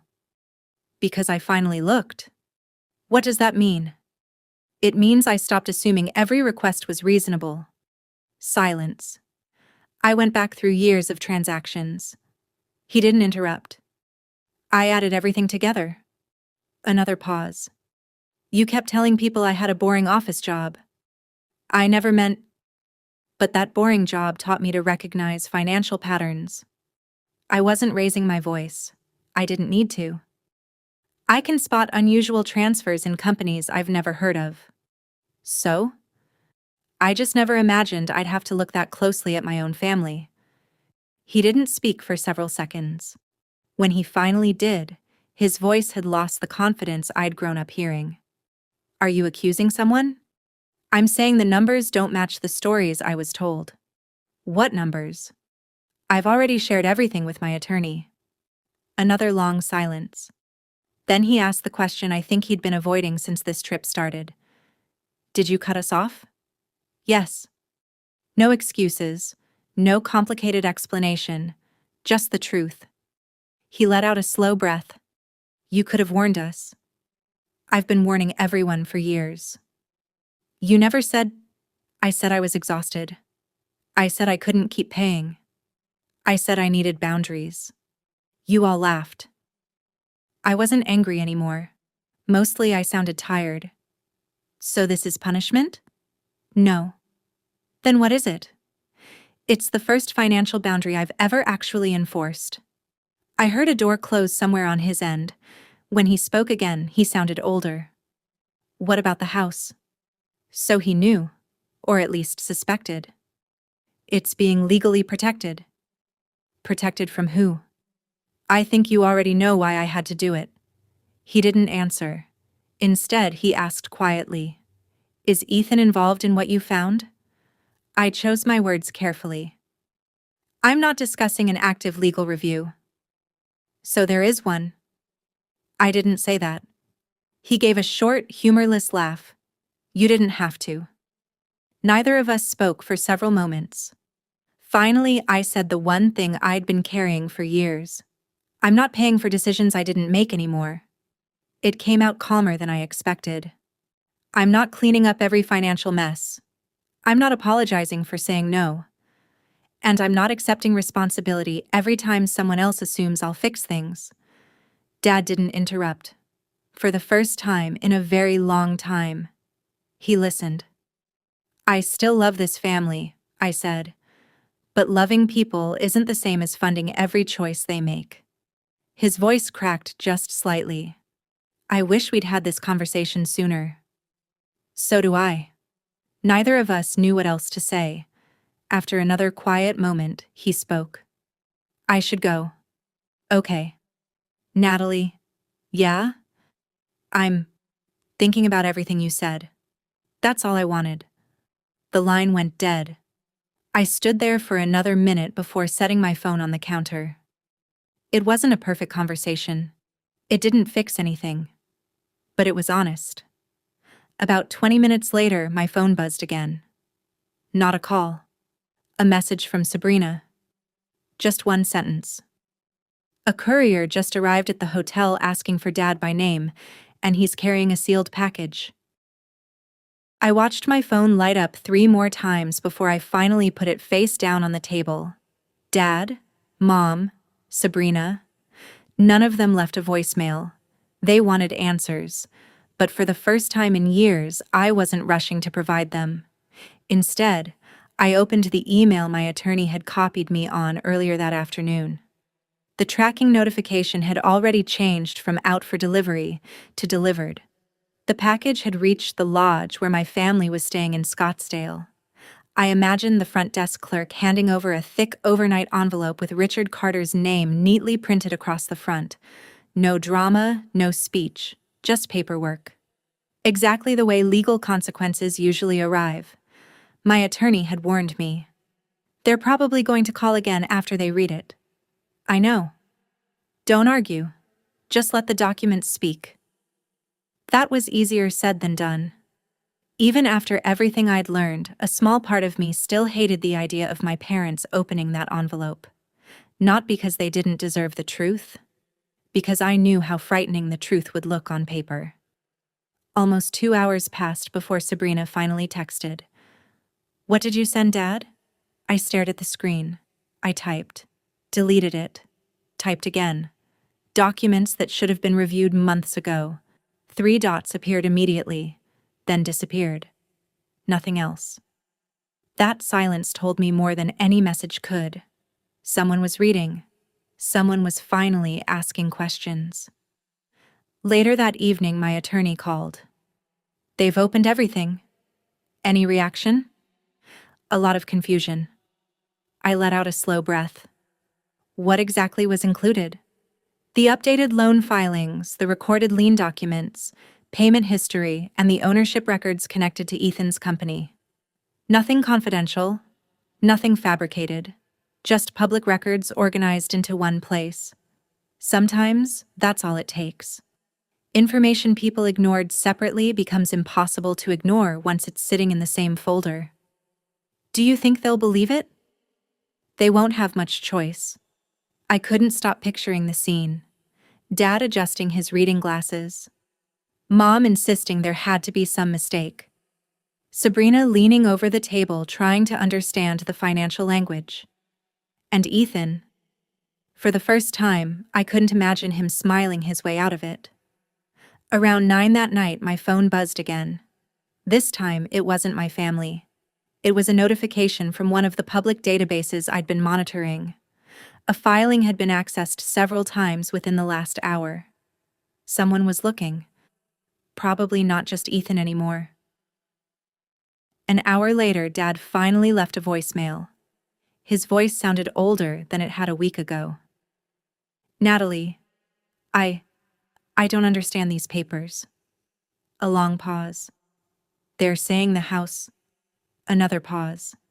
"I thought Ethan handled all this." The message ended without goodbye.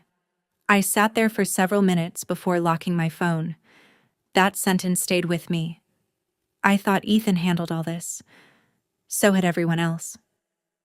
The next morning, Sabrina called. This time I answered.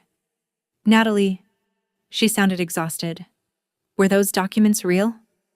"Yes." "Every page?" "Every page." She didn't speak for several seconds. Then she whispered something I never expected to hear. "Ethan said the business was doing great." "I know." "He told us everything was temporary." "I know." She inhaled sharply. "There are debts we never knew about." I closed my eyes. I tried telling everyone for years that nobody was looking closely enough. Her voice cracked. "I didn't think..." "No," I said quietly. "You didn't." Neither had the rest of the family. By afternoon, the phone calls between family members had become constant. Nobody trusted anyone's explanation anymore. Questions that had never been asked were suddenly impossible to avoid. Who signed this? Where did that money go? Why was another loan taken out? Why wasn't anyone told? For years, Ethan always had an answer ready. According to Sabrina, this time he kept saying the same thing. "I can explain." But every explanation created 2 more questions. Just before sunset, another message came from Sabrina, only 4 words. "You need this." A photo loaded underneath. At first, I thought it was just another screenshot. Then I noticed what was open on Ethan's tablet in the background of the picture. It wasn't a financial document. It was a conversation. Dozens of messages. Heart emojis. Hotel confirmations. Photos. The contact name wasn't his wife. I zoomed in. Sabrina had accidentally photographed far more than she'd realized. I looked at the screen one more time, then reached for my phone to call my attorney instead of anyone in my family. My attorney answered before the second ring. "I just received the image," he said. "I wasn't expecting that." Neither was I. He paused for a second. "The messages themselves aren't directly related to the financial issues we've been discussing, but they explain something important." "What?" "They explain why someone under financial pressure might start making reckless decisions." I leaned back in my chair. For weeks, I'd been connecting numbers, loan documents, payment histories, and corporate filings. I never expected a blurry photo from Sabrina to explain the person behind all of it. Should I respond to her? You can, he said. Just don't tell her to collect evidence or confront anyone. Let them make their own decisions. That was advice I intended to follow. I had spent enough years solving everyone else's problems.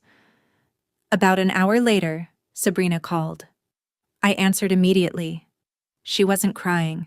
She sounded empty. I asked him. My stomach tightened. And? He didn't even deny it. I closed my eyes.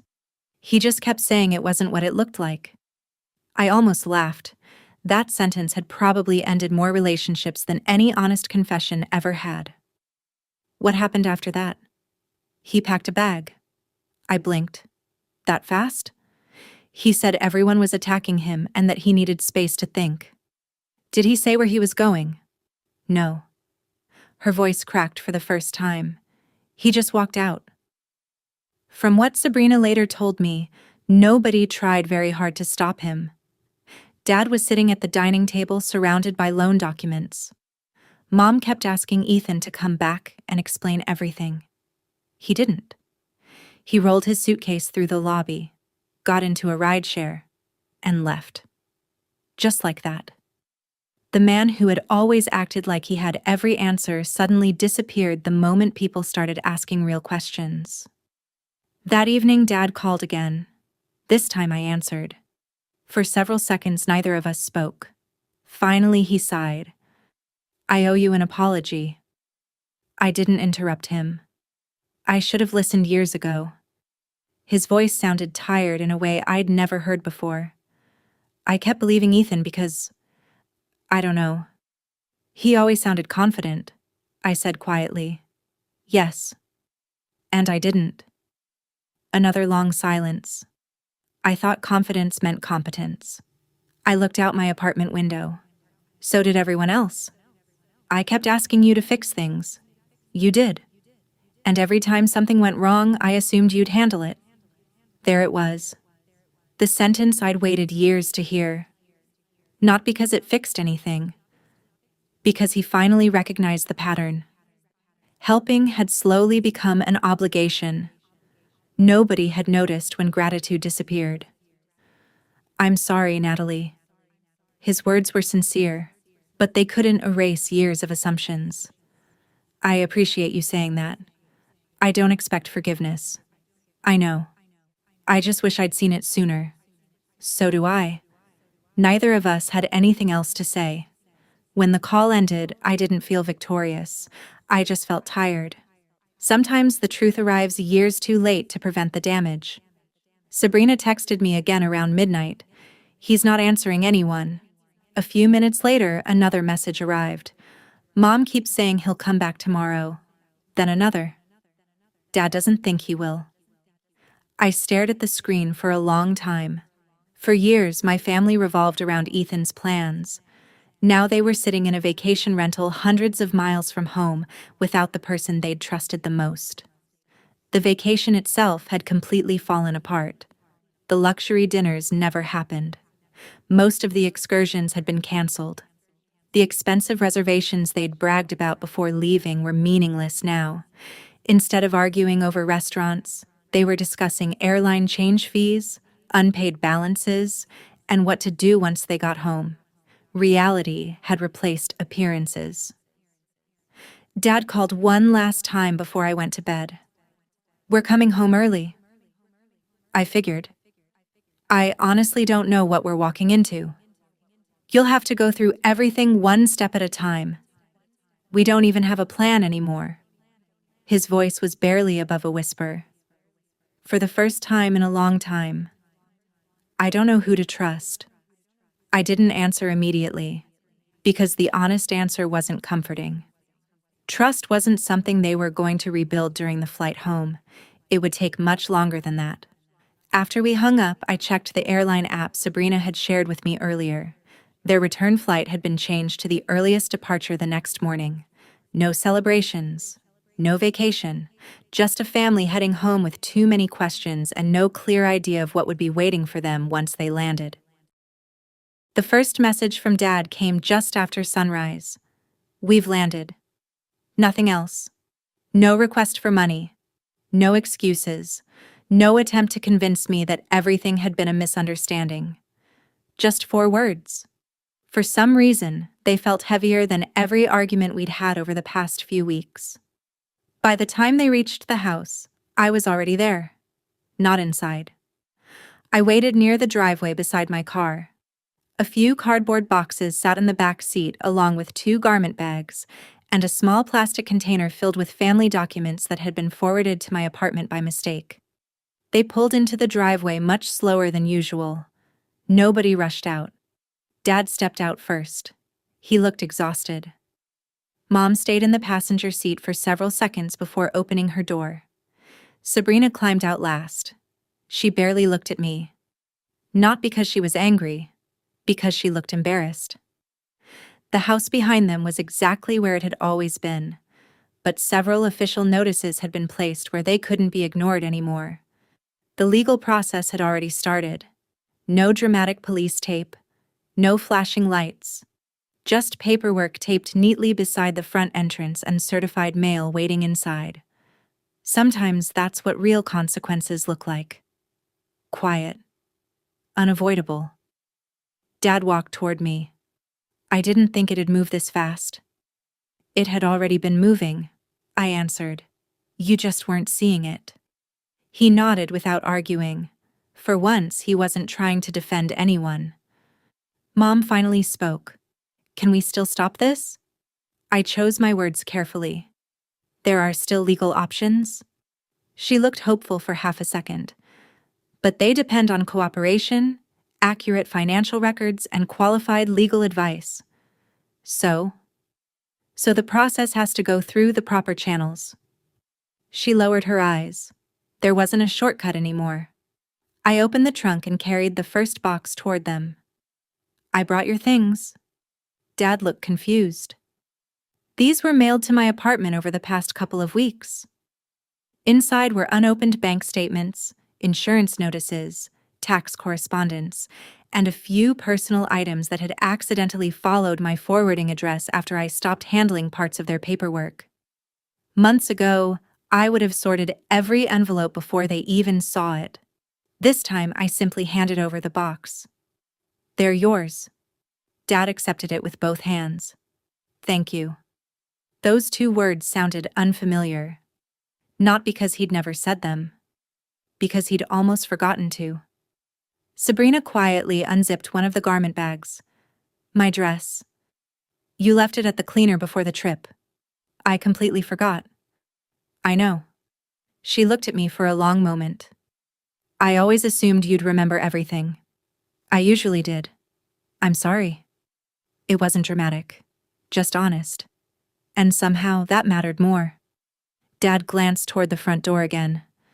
I keep thinking if I'd paid closer attention. I know. I trusted the wrong person. I shook my head gently. It wasn't only that. He frowned. You stopped asking questions because someone else always handled the difficult parts.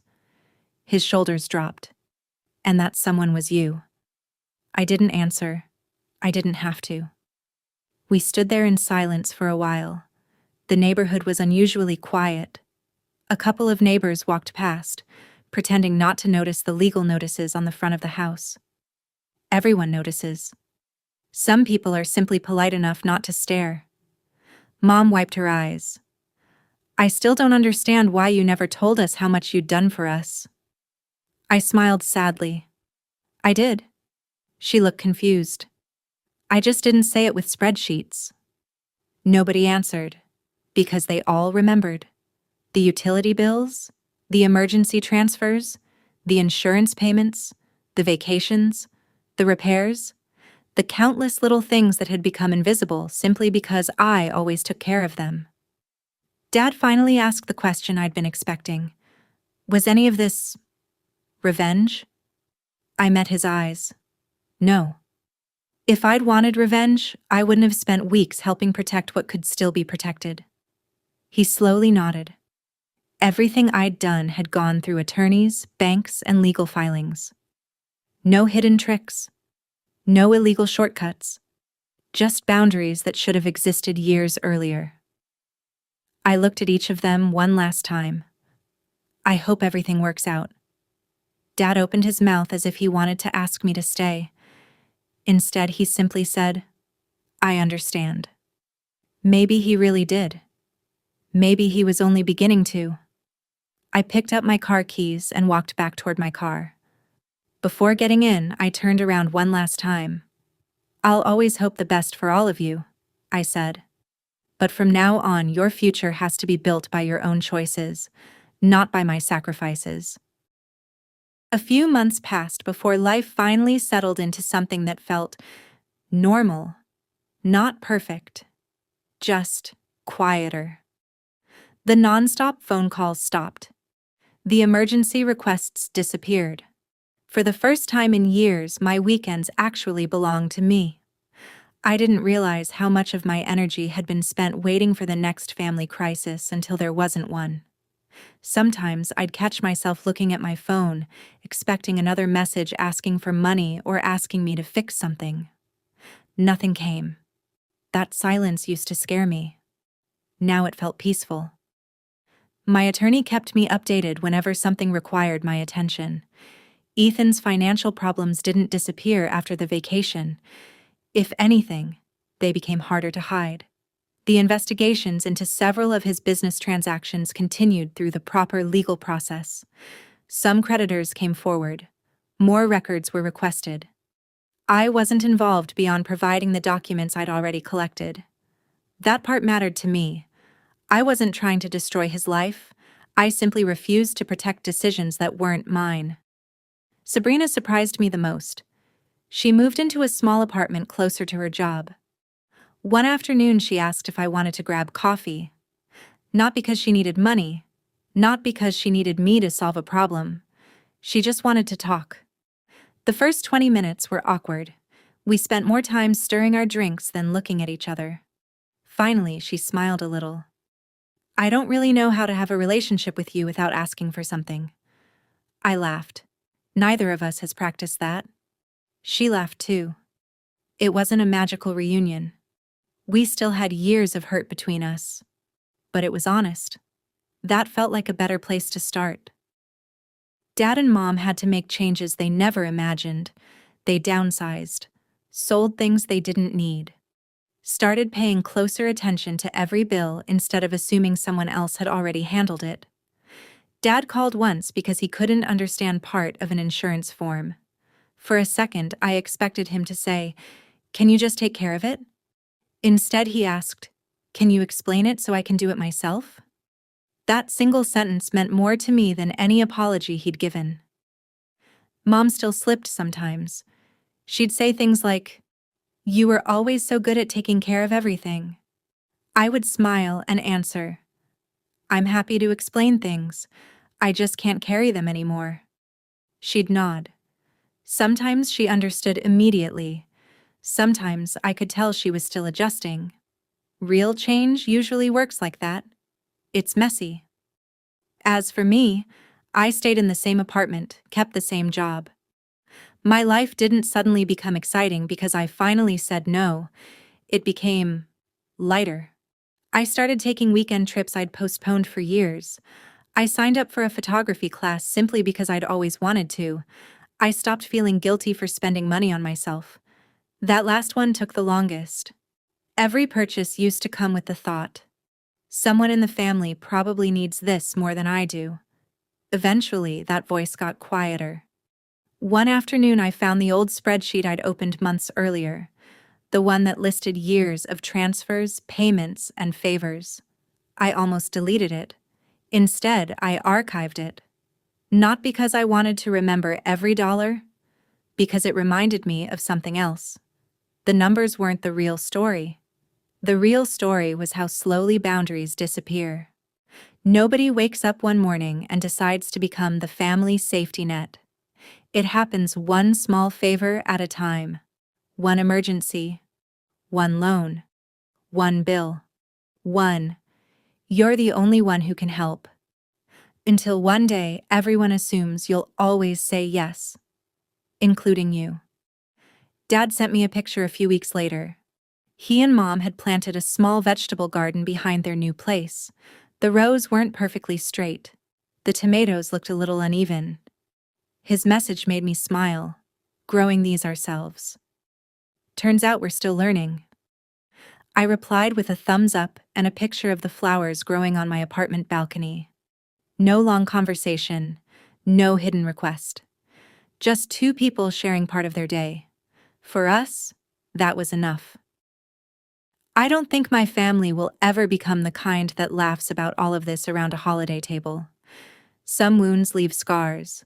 Some trust takes years to rebuild. And some relationships simply become different. I'm okay with that. The biggest change wasn't watching everything fall apart. It was realizing I no longer had to hold everything together. That wasn't my job. Maybe it never was. If you've stayed with me all the way to the end, I'd really like to hear what you think. If you were in my position, when would you have realized that helping someone had quietly turned into allowing them to take advantage of you? I'm genuinely curious how you would have handled it, because I don't think there's one perfect answer. Life rarely gives us one.